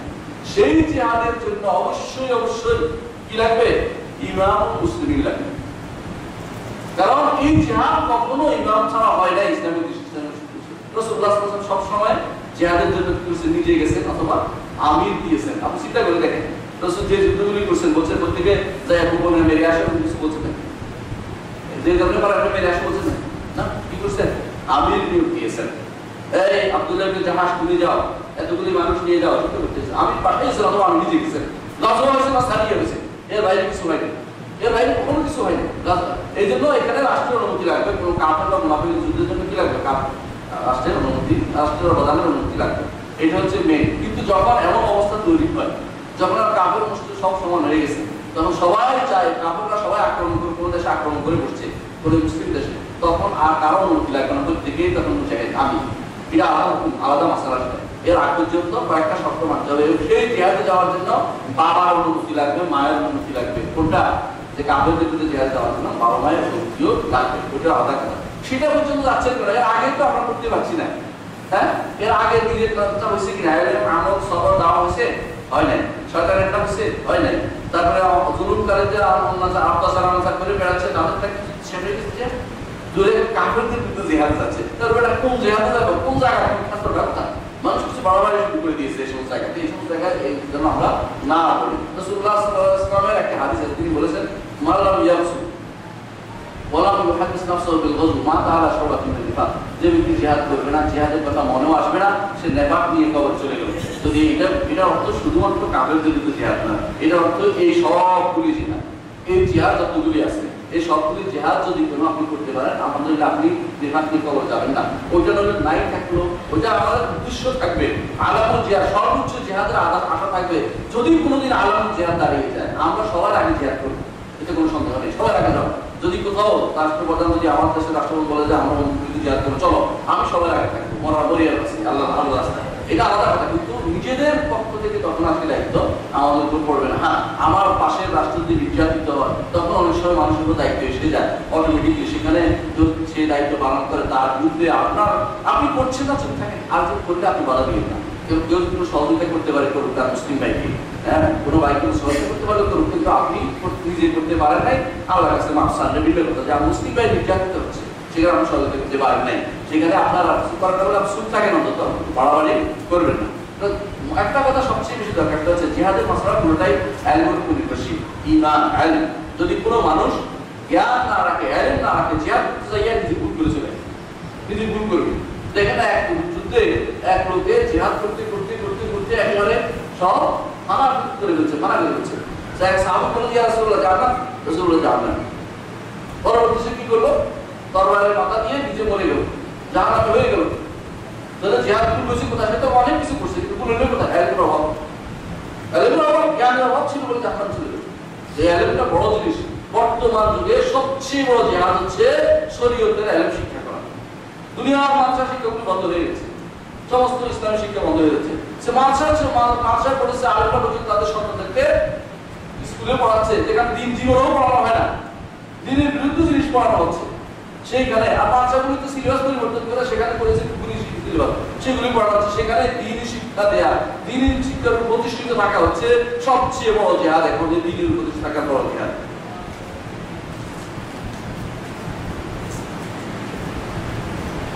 আমরা ঈদ ও রোজা কি সারা বিশ্বে একই তারিখে করব? যদি না করি তাহলে জুমার নামাজ, আরাফাতের রোজা একই তারিখে করি কেন? জুমার আমি দেশ থেকে আসি। প্রথমত আরাফা একটা জায়গা না, টাকা তারিখে না, আরাফা কি টাকা পৃথিবীতে দিতে দিতে আসে না, দেশ থেকে আসি। তো সুতরাং আরাফা যেটা হবে, আরাফার দিন, আরাফাতে একটা জায়গা, বাংলাদেশে একটা আরাফা দেখতে আমরা ইউনিভার্সিটি আরাফা যেটা হবে দিন তারিখ না, আরাফাতে একটাই হবে, যে কোনো সন্দেহের কোনো কারণ নেই। দ্বিতীয় হচ্ছে জুমার দিন। জুমা আমাদের এখানে কটা বাজছে আজকে? দিনের একটা, বারোটা একটা বাজে। আপনি বিশ্বাস করেন এই দিনের পরে আরেক দিনে আসলে আরেক জায়গায় জুমা আদায় হবে? এটা শুধু পৃথিবীর কোনো জায়গায় আছে কিনা? না, নাই। বলে আছে। কোন জায়গায় আছে? অস্ট্রেলিয়া যান, অথবা আরো দূরে যান, দেখুন যে, অথবা আমেরিকা যান, দেখুন যে আপনার ঠিক এখান থেকে 12-13 ঘন্টা পরে যাই ওটা হচ্ছে। এটা কিন্তু পারে গেছে একদিন হচ্ছে, একদিন কখনো কখনো একই সময় পৃথিবীতে সোমবার এবং রোববার আছে।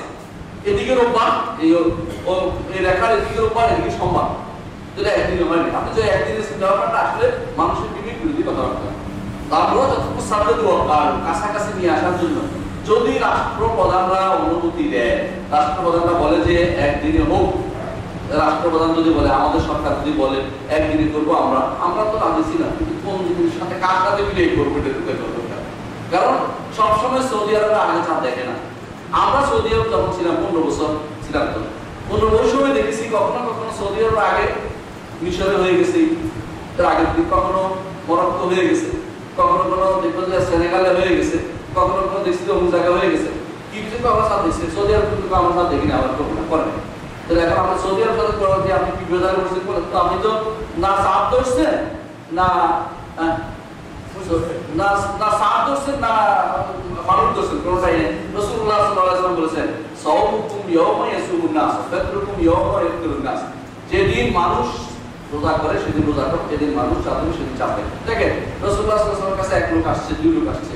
আয়েশা বলল, ইয়া রাসূলুল্লাহ, আমরা চাঁদ দেখছি। রাসূল ঠিক আছে, আগামী দিন তোদের রোজা ঈদের নামাজে বেরো, কোন রোজা আছে না? চিন্তা করছে ঈদের নামাজ আজকে হতে পারবে না, হাই হাই হাই হাই কিছু হয় না। কারণ এই হাই হাই কিছু এটা মানুষ একটা সামাজিক একটা ইবাদত। রাসূলুল্লাহ সাল্লাল্লাহু আলাইহি ওয়াসাল্লাম বলেছেন, এটাকে রাসূল পরের দিন নিতেও কোনো বাধা দেন নাই। এগুলো বোঝা গেল যে এই জিনিসটা মানুষের সাথে, সমাজের সাথে মিলে মিশে করা উচিত, এবং এর বাইরে করলে এটা গুনার কারণ হতে পারে। কারণ এই সমস্ত জিনিসগুলি শরীয়ত রাখছে কার সাথে? রাষ্ট্রের সাথে। রাষ্ট্রের একটা হেলাল কমিটি আছে, সব কাফের না। এমনকি কোথাও যদি কোনো কাফের রাষ্ট্র হয়, সেখানে যদি কোনো তারা রাষ্ট্র যদি কোনো কমিটি করে দেয়, চাঁদ দেখার কমিটি, তারা চাঁদ দেখার ব্যবস্থাপনা করে, এবং সরকার ওখানে যদি মুসলমানদের নির্দেশনা দিয়ে দেয় যে এইভাবে আমরা চাঁদের ব্যবস্থাপনা করতেছি, সেই নির্দেশ পালন করা যায়। কারণ তারা তো মুসলমান দায়িত্ব দিচ্ছে, মুসলমান দেখা দায়িত্ব দিচ্ছে। সুতরাং আমরা এটা নিয়ে বাড়াবাড়ি করি, মুসলিম ঐক্য এর মধ্যে সীমাবদ্ধ নয়, এবং এটা ঐক্য না হয়ে অনৈক্য হচ্ছে, বিশ্বাসের অনৈক্য হচ্ছে, এবং এটা পালন না করলে কোনো গুনাহ কিছু হবে না। কিন্তু আমরা এটাকে অনেকে গুনাহ কিছু মনে করে একই দিনে ঈদ পালন করা চিন্তা ভাবনা করছে, করা যাবে না। কেউ তো দলে দিচ্ছে যে দুই লোক আসছে, তো বোঝা গেল দুই লোক আসে তো বলছে যে চাঁদ দেখছে, রাসূল তো তাদের কথা নিছে। দুই লোক কত দূর থেকে আসতে পারে বলে তো এখন বিমান ছিল নাকি রকেট ছিল, কোনটা ছিল? কিছু ছিল না। সর্বোচ্চ তারা যে আসতে পারে একদিন দুপুর পর্যন্ত কতটুকু আসতে পারে একটা মানুষ? 16 কিলোমিটার। ঠিক আছে, 16 কিলোমিটার আর মাত্রা ধরে নিলাম, আরো 16 30 কিলোমিটার, আচ্ছা 40 কিলোমিটার ধরলাম, আচ্ছা 100 কিলোমিটার ধরলাম, 100 কিলোমিটার মাত্রা ধরে নিলাম। কোথায় ধরে আছে এটা যে একদিন পালন করতে হবে? একটা আম হাদিস দিয়ে ধরে দিচ্ছে, সেটা কি? সেটা কি যে সুমুল রুইয়াতি ওয়াফতুল রুইয়াতি। দেখবে দেখা তো আপনাকে সবাই একজন তো বলে না, সবাই কেউ বলে না। এটা রাষ্ট্রের প্রধানের নির্দেশনা, এটা কাদা মজলিসুল কাদা থেকে বের হতে হবে, রাষ্ট্রপ্রধানের নির্দেশনা বের হতে হবে, নিয়ম। কোনো কিছু জিনিস রাষ্ট্রের উপর নির্ভরশীল হয়ে পড়ে, আমাদেরকে খেয়াল রাখতে হবে নিজের হাতে সবকিছু না নিয়ে যায়, নিজের হাতে সবকিছু না নিয়ে যায়। মনে রাখতে এই জন্য এই জাতীয় ঈদ পালন, এই জাতীয় রোজা পালন ঠিক হবে না কখনো। এই জাতীয় কাজগুলো আমরা কখনো করবো না, করলে উম্মতের মধ্যে ইফতিরাক হবে। এই ইফতিরাকটা কখনো সুখকর নয় আমাদের জন্য। এই ইফতিরাকটা, এই মতভেদটা কখনো সুখকর না। আমরা এই মতভেদগুলি করবো না, কেমন? ইনশাআল্লাহ এই মতভেদগুলি করবো না। আল্লাহ তৌফিক দান করুন। সূরা আল-বাকারা 36 নম্বর আয়াতে বলা হয়েছে, বুঝানো হয়েছে প্রতি মাসে নতুন চাঁদ একটি হয়, তাহলে ইখতিলাফুল মাতালির থাকে না। কি বলছে 36 নম্বর আয়াতে সূরা তাওবা 36 নম্বর কি বলছে? ইন্না ইদ্দাতাশ শুহুরি ইনদাল্লাহি 12 শাহর, তাই না? কিন্তু ইখতিলাফুল মাতালির যে নাই, এই কথা পৃথিবীর কেউ বলে নাই। এমনকি যারা বলেছে, ইমামদের মধ্যে যারা বলেছে যে ইখতিলাফুল মাতালির গ্রহণযোগ্য নয়, এটা বলেছে, কিন্তু ইখতিলাফ গ্রহণযোগ্য না, এটা ধর্তব্য নয়, কিন্তু এটা আছে, সবাই স্বীকার করে। এবং এটা যদি স্বীকার করা হয়, বাস্তবকে অস্বীকার করা হয়। চাঁদের মঞ্জিল কয়টা? চাঁদের মঞ্জিল কয়টা? আকাশটা আপনারা সবাই জানেন, চাঁদের স্থান কয়টা? 14টা। 14টা করে একই মঞ্জিলে সে দুদিন থাকে, এটা একদম বাস্তব কথা। আমাদেরকে ইলমুন নুজুম শিখতে নিষেধ করা হয়েছে, কিন্তু ইলমুন নুজুম, ইলমুন তাসয়ির নুজুমকে নিষেধ করা হয়নি, ইলমুন তাসয়ির নুজুমকে নিষেধ করা হয়েছে। অর্থাৎ নুজুমের প্রভাব পড়ে এরকম ধারণা নিয়ে শিখতে নিষেধ করা হচ্ছে। কিন্তু নুজুম আছে, তারকাগুলোর এক একটা চলন ক্ষেত্র আছে, এবং তাদের এক একটা জায়গা আছে, এখানে দুদিন, এখানে দুদিন অবস্থান করে, এখানে দুদিন অবস্থান করে। সব মানুষ, আমার মা চিনতেন ছোটকালে, আমার মা ঘর থেকে বেরোয় বলতো, ইয়া ছিল না, বড়ি ছিল না, মা বলতো না, হায় হায় 7 জানি এখানে চলে আসছে, কিছুক্ষণের পর হয়ে যাবে, তাড়াতাড়ি উঠ, তাড়াতাড়ি ভাত দিলে কতটুকু খেয়ে নেয়। মা পর্যন্ত চিনতে পারে, চিনা জিনিস মানুষ বুঝতে যে এই তারকা এখানে গেলে অর্থ হলো বড় আর বেশি বাকি নেই। তাহলে বোঝা গেল ইলমুন তাসয়ির নুজুম সাহেব, এই তারকাগুলি একটা কি আছে? পরিভ্রমণ রাস্তা আছে। এই রাস্তাগুলোতে চাঁদ 14 দিনে 28টা মঞ্জিল অতিক্রম করে, বুঝছেন? 28টা জায়গায়, একটা দুই জায়গায় দুই দিন ধরে থাকে। আর একদিন সে দেখা যায়, একদিন অন্ধকার থাকে, আর কোনদিন 2 দিন অন্ধকার থাকলে মাস 30 দিন হয়ে যায়। আর 2 দিন অন্ধকার, আর একদিন অন্ধকার থাকলে 30 দিন হয়। পৃথিবীর সব মানুষ স্বীকার করে এটা সত্য। এটা এখানে এখন আমার এখানে যে অবশ্য হচ্ছে সিরিয়াস, আর এখানে এরকম এই দিন অবশ্য হয় না, ওই দিন তারা সাধারণত দেখছিল।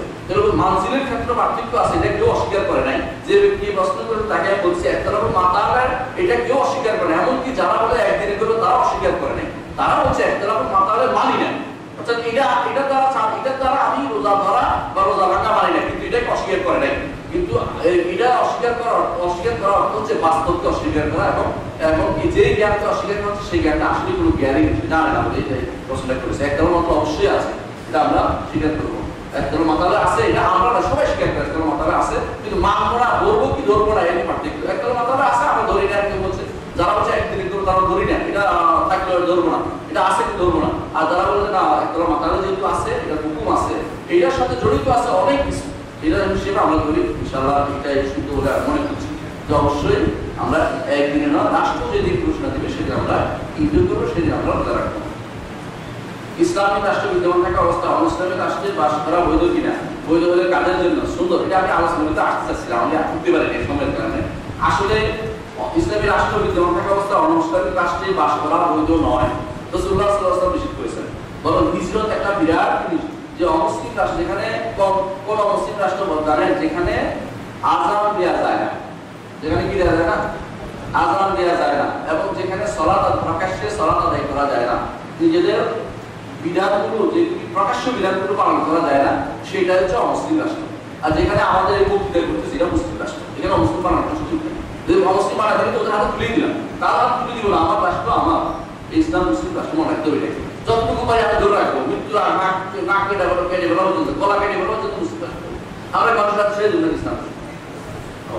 তাহলে কখনো মনে রাখবেন, অমুসলিম অমুসলিম রাষ্ট্রে না জেনে অমুসলিম রাষ্ট্রে কি করা অবস্থান করা বৈধ হলো, যারা আমরা মুসলিম রাষ্ট্র অবস্থান করা বৈধ নয়। রাসূলুল্লাহ সাল্লাল্লাহু আলাইহি ওয়াসাল্লাম তাকে নিষেধ করেছেন। এই জন্য আমরা যারা ইউরোপ আমেরিকার না গ্রিন কার্ড পাইয়া পাগল হয়ে যাচ্ছি, কানাডাতে এক প্রজন্ম ভালো থাকলে দ্বিতীয় তৃতীয় প্রজন্ম কাফের হয়ে যাবে, আমরা দেখলাম তারা শেষ করে দিবে ইসলামকে। আপনার আমাদের উচিত নয় নিজের সন্তানকে ভবিষ্যৎ নষ্ট করে কাফেরদেরকে নিজেদের সন্তানকে কাফের বানিয়ে ফেলার জন্য আসতে কুমড়িকে টাকার জন্য করা জায়েজ নাই। এটি নিজের দিকে আমরা কখনো যাবো না ইনশাআল্লাহ।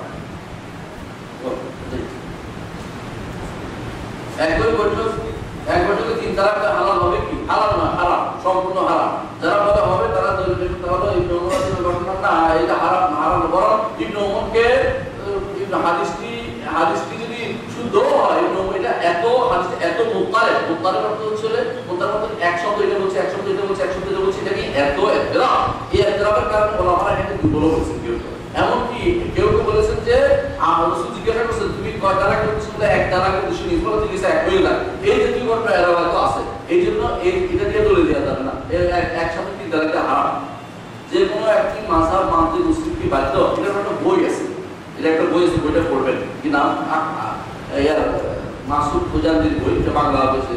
মুসলিম কি যে কোনো একটি মাযহাব মানতে বাধ্য কিনা? বাধ্য না, কোনো মাযহাব মানতে বাধ্য না। কে বাধ্য করেছে? আল্লাহ ওয়া রাসূলের মাযহাব তো আমাদের কোরআনের রাবের তৈরি, 4th শতাব্দীর তৈরি।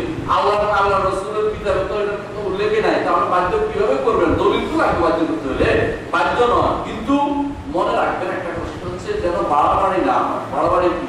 মাযহাব মানি না এক জিনিস মানব না, আরেকটা হচ্ছে ইমামদেরকে যেন গালিগালাজ না করা, এটা আমাদের খেয়াল রাখবেন। কোন ইমামকে কেউ গালিগালাজ না, হেদায়েতের ইমাম ছিলেন, তারা হক পথ দেখিয়েছেন মানুষকে, তারা ইস্তেহাদ করেছেন, তারা সওয়াব পাবেন। কিন্তু আমি তাদেরকে না জেনে তাদের উপর দিয়ে আক্রমণ করলে কিন্তু আমি কি হয়ে যাবো? গুনাহগার হয়ে যাবো। কারণ এরা যে আসল মানে দাঁড়াবে, আমি তোমাকে আমার করতে বলি নাই, আমাকে করতে বলি না, আমার গালি দিচ্ছে কেন, আমার ফেরত দাও আমল করুন। কি করবেন আপনি? কঠিনটা করবেন, কিন্তু আপনার নামও নিয়ে চলে যাবেন জানাতে। আপনি আরামে বসে থাকতে জানেন না, নাকি আরামে না আরামে করতেছেন কষ্টে। রেশমি কাপড় চেনার উপায় কি হবে? রেশমি কাপড় বলা হয় আমাদের দেশে গরদ করে, গরদ করে এবং এই যে সিক্সিক করে অনেকটা দেখবেন, এটা অনেক চিনা যায়। আমি এখানে কাউকে দেখতে পাচ্ছি না আলহামদুলিল্লাহ, কিন্তু অনেকে এটাকে গরদ করে বা কেউ তো সিল্কি গুস্তি বলে, এই সবটাই রেশমি কাপড় এগুলো করা যায়। মুসলিম নামের সামনে মোহাম্মদ দেখা, সাহাবীদের নামের সামনে মোহাম্মদ দেখা নেই। আর এই মোহাম্মদ লিখতে সেই নাম রাখতে করতে হবে কি? না না, এই মোহাম্মদ লিখতে সেই নামে তৈরি করতে হবে না। আর হচ্ছে এই যে মোহাম্মদ নামটা লেখা হয়, এটা এক সময়ের প্রয়োজনে আমার দেশে মানুষের লিখেছে। তখন তারা বাধ্য করতো যে নামের আগে শ্রী লিখতে বাধ্য করতো, তখন মোহাম্মদ লিখে তারা বুঝে যে আমরা শ্রী লিখবো না, মোহাম্মদ। এখন আলহামদুলিল্লাহ কেউ বাধ্য করে না। আপনাদেরকে অনুরোধ করি কেউ সন্তানদের নাম তুলতে রাখবেন না। আমরা যে বুঝতে করেছি এই পরিবারে কেউ কোনোদিন না পড়ে, সেটা হচ্ছে নাম ধরে এত লম্বা না হয়। নাম হবে একটা, ওমর, ওসমান, আলী, তালহা, সুবাইর, রাদিয়াল্লাহু আনহু, একটা নাম, সারা জীবন ওদের একটা নাম। আব্দুল্লাহ, আব্দুর রহমান, কত সুন্দর নাম বার হয়ে গেছে। আমরা এখন আবু বকর, মোহাম্মদ জাকারিয়া, কত একটা দিয়ে দিচ্ছে। এখন আমি এটা নাম দিয়ে পারে লিখতে যে হাত ব্যথা হয়ে যায়, তো কোনো জায়গায় জায়গা হয় না, অঙ্ক লিখতে দেখি শেষ পর্যন্ত এটা অঙ্ক আর নাই, পথ থাকে সুতরাং নাই। আমার এক ছোট ভাই ঢাকা ইউনিভার্সিটি ভর্তি হবে, তার নাম আবু মাসুদ মোহাম্মদ মুদাসসির মিল্লাহ। দেখতে কত বছর ঢাকা ইউনিভার্সিটি ভর্তি হওয়ার জন্য ঘর আসলে ঘর পূরণ করে আবু মাসুদ মোহাম্মদ কে শেষ হয়ে গেছে, এই বছর ভর্তি হতে পারে না। কি বিপদ করছে? এত বড় বিপদ মানুষের পড়ে, নাম এত বড় রাখবেন না, মোহাম্মদ তমুক রাখবেন না। নামটা অবশ্যই রাখবেন সুন্দর নাম, অর্থপূর্ণ নাম। অর্থকাল যেমন রাখি এটা আনকমন করতে যাইবেন না, কাবার নাম রাখবেন না, অথবা অর্থহীন নাম অনেকে রাখে, এটা করবেন না। আলেমদের জিজ্ঞাসা করে সুন্দর একটা নাম রাখেন সন্তানের। হ্যাঁ, রাসূলুল্লাহ সাল্লাল্লাহু আলাইহি ওয়াসাল্লাম নির্দেশনা আসছে সুন্দর নাম রাখতে, এবং তিনি বলেছেন আব্দুল্লাহ, আব্দুর রহমান সবচেয়ে প্রিয় নাম, সবচেয়ে ভালো নাম আল্লাহর কাছে। আর সবচেয়ে সত্য নাম হচ্ছে হারেস মুহাম্মদ। এই দুটো নাম সবচেয়ে সত্য নাম। সত্য নাম কেন? প্রত্যেকটি মানুষই কোনো না কোনো চিন্তা করে, যে হচ্ছে হাম্মাম, প্রত্যেকটি মানুষের কিছু না কিছু করে খায়, সে হচ্ছে হারেস, সত্য নাম, কিছু না কিছু করে খায়। যে ব্যক্তি কিছু করে সে পাগল, যে চিন্তা করে সে আরেক পাগল। সত্য যে সে কোনো না কোনো চিন্তা করে, কোনো না কোনো কাজ করে খায়, এই জন্য সত্য নাম এটা। আর সবচেয়ে ভালো নাম হচ্ছে আব্দুল্লাহ, আব্দুর রহমান। এর সাথে মিলিয়ে আল্লাহর নামের সাথে মিলিয়ে যত বেশি রাখতে পারবেন তত বেশি ভালো হবে, এটা রাখেন। আর সাহাবায়ে কেরামদের নাম দিয়ে নাম রাখবেন সুন্দর, তাবেঈদের নাম দিয়ে নাম রাখবেন সুন্দর সুন্দর নাম আছে দেখবেন পেয়ে যাবেন। এবং ইমাম নবীদের নামে নাম রাখেন, আলহামদুলিল্লাহ ভালো। নিজেদের মন মতো করে নাম রাখবেন। আর যেটা বলছে দুরূদ পড়তে হবে কিনা মুহাম্মদ, এটা দেখলে দুরূদ পড়তে হবে, এটা উদ্দেশ্যমূলক না, রাসূলুল্লাহ সাল্লাল্লাহু আলাইহি ওয়াসাল্লাম নাম উদ্দেশ্য না।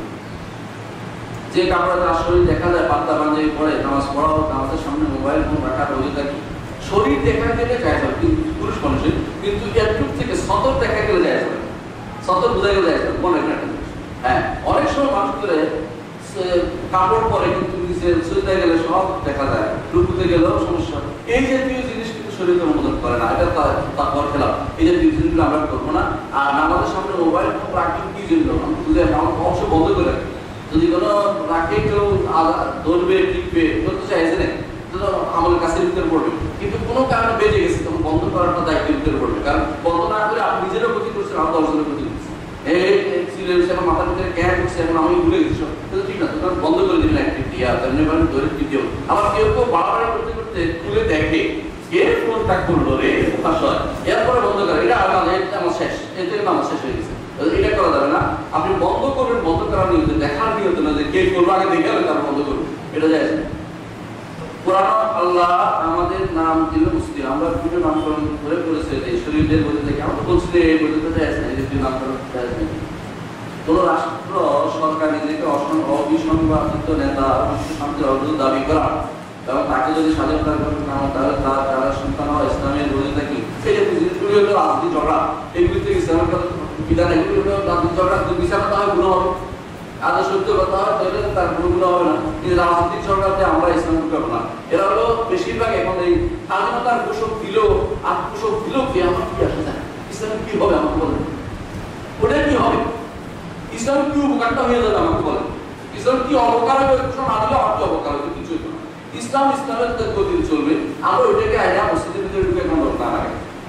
কোন হুজুরের নামের সামনে মুনাজির আজম, খতিব আজম, ইমাম আজম বলার দেখি। প্রথমত এই জাতীয় নামগুলি খেতাব ইসলামে কখনো ছিল না, সাহাবায়ে নাম এর আগে দিয়ে। আচ্ছা সব এই উম্মতের মধ্যে হালাল আলাম নাস মিন হালাল ওয়া হারাম হচ্ছে মুআয ইবনে জাবাল রাদিয়াল্লাহু আনহু। উনি হচ্ছে আলাম নাস মিন হালাল ওয়া হারাম সবচেয়ে বেশি জানতেন, মুআয ইবনে জাবাল রাদিয়াল্লাহু আনহু। এখন আমি যদি বলি মুনাজ্জির আযম কে আযম তো কাজ, এরপরে যদি মুআয ইবনে আবু জাওয়াব বলি কিভাবে এভাবে বলবেন না।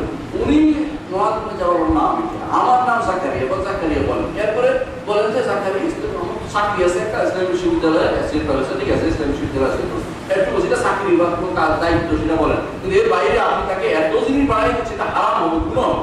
এই যে জিনিসগুলো বাড়িয়ে দেয় গুণের কাছে। ইয়াজুজ মাজুজ কোন নবীর বংশধর ও দাজ্জাল কোন নবীর বংশধর? তারা আদমের সন্তান কি? ইয়াজুজ মাজুজ দাজ্জাল সবাই আদমের সন্তান। যারা বলে যে দাজ্জাল হচ্ছে ইউরোপীয় সভ্যতা, তারা ভুল করছে। দাজ্জাল ইউরোপীয় সভ্যতা না, ইউরোপীয় সভ্যতা দাজ্জালের চেয়েও মারাত্মক, তারা দামি কিছু এখন।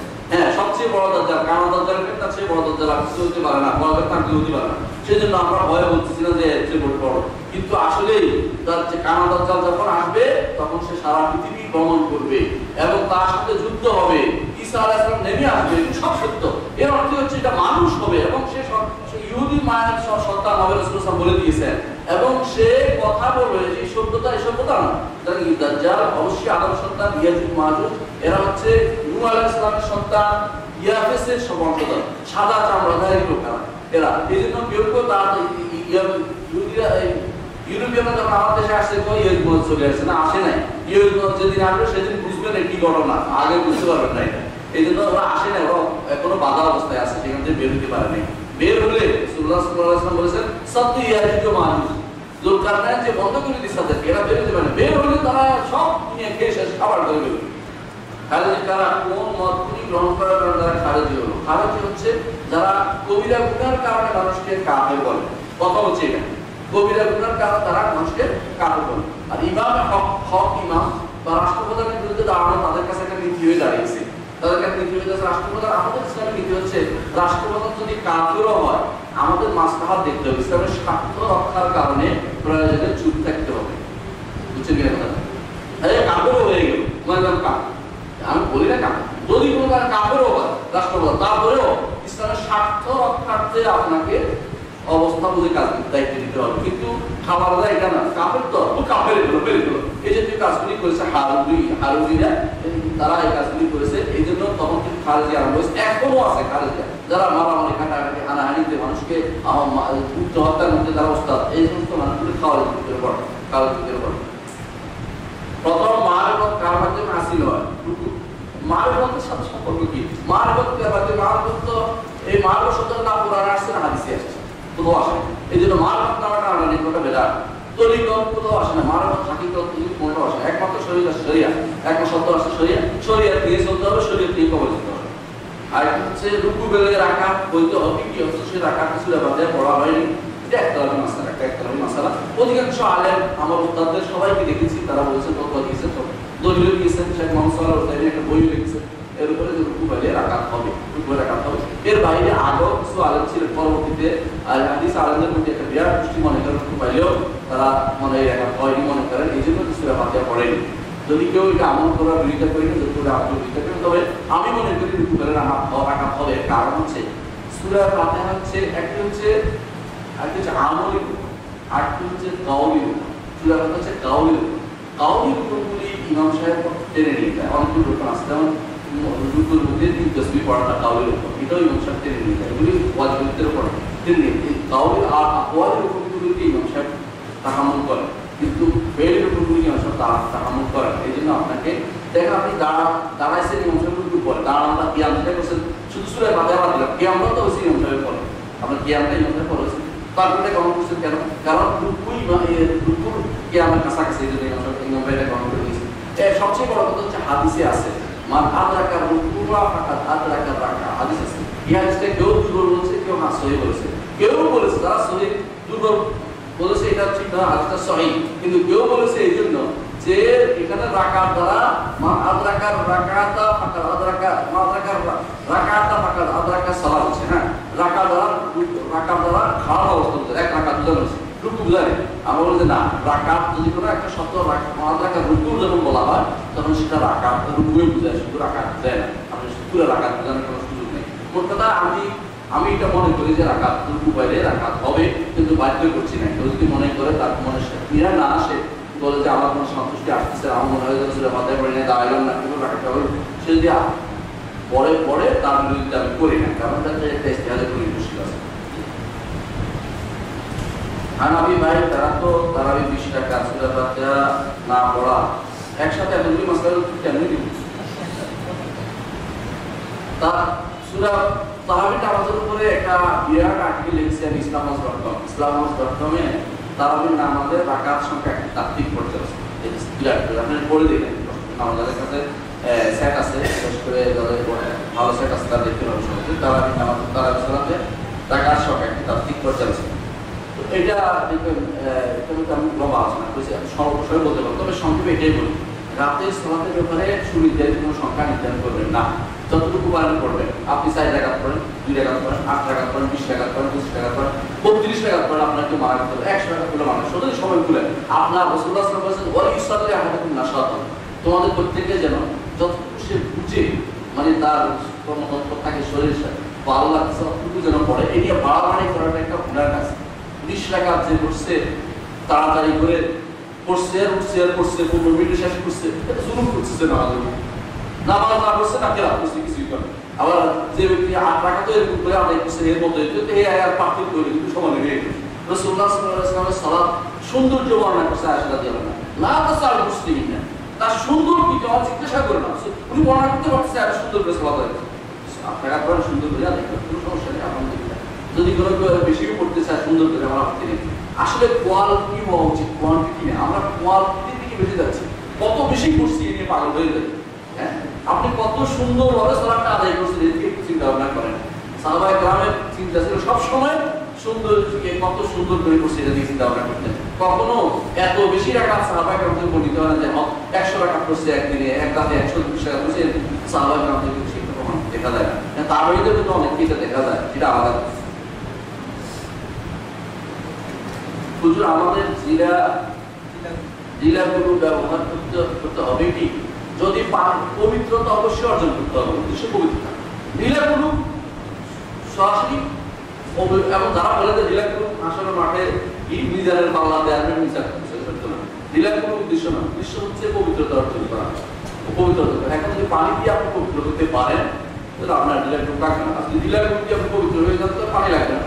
আর যদি বলেন যে জিলাগুলো নিলাম, পানিও নিলাম, নিষেধ নাই, কিন্তু এটা সরাসরি সুন্নাত বলার কোনো দলিল নেই।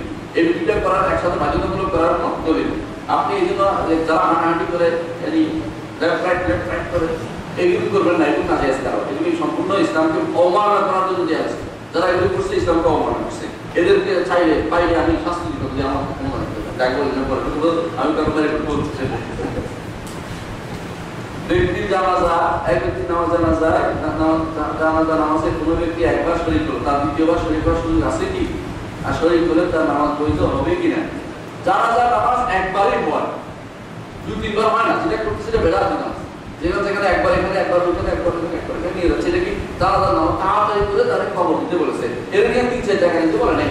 এখন যদি কোনো কোথাও কোনো অভিভাবক বাদ করে যায় কোনো এলাকায়, তখন সে এলাকার লোকেরা তাকে নামাজ দিতে পারে, কিন্তু ঢাকায় হয়েছে এখন গ্রামে নিচ্ছে, এটা আলাদা হচ্ছে, সেখানে আপনি দিবে না, তিনি এটা হবে না, কারণ এটা দোয়া করবেন তিনি আপনার নামাজ দিবেন না। এই দ্বিতীয়বার জানাজা করার কোনো দলিল পাওয়া যায় না।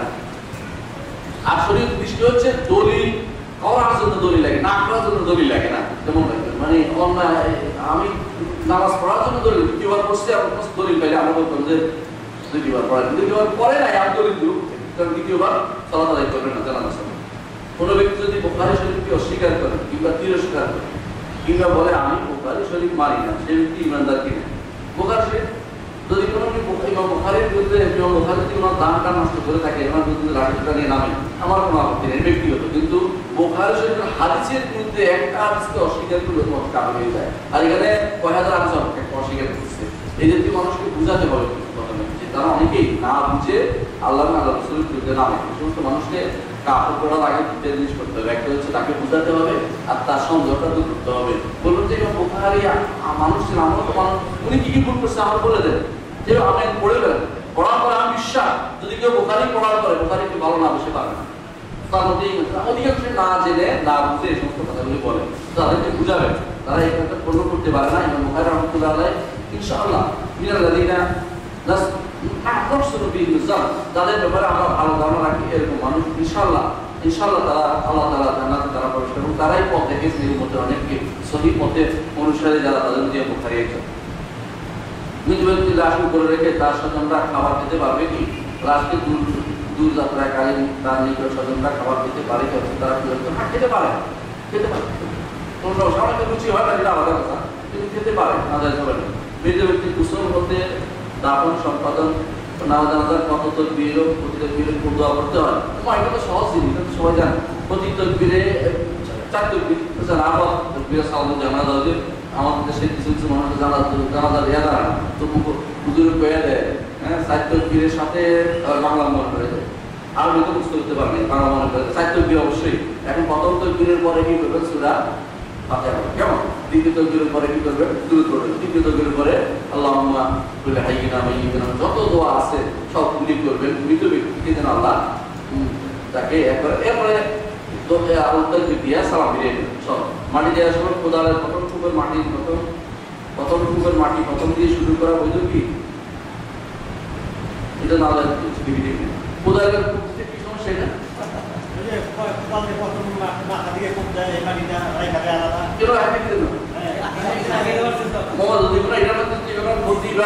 প্রতিভা উপকারের কোনো আশা করতে শিরিক হইল, এই জন্য এটা না করতে কোনো চিন্তা ভাবনা না, কোদালের মাটি তো ছিলই না, আর এখন রুটিতে মাটি দিয়েছে হাত দিয়ে উঠে রাখে, আবার ঢুকে দিয়ে উঠে দিয়ে বন্ধ করে দেয়। এই কোদালের মাটি যদি করে তো ভালো মন্দ কোনো ভয় আকিদা পোষণ করে শিরিক হইল।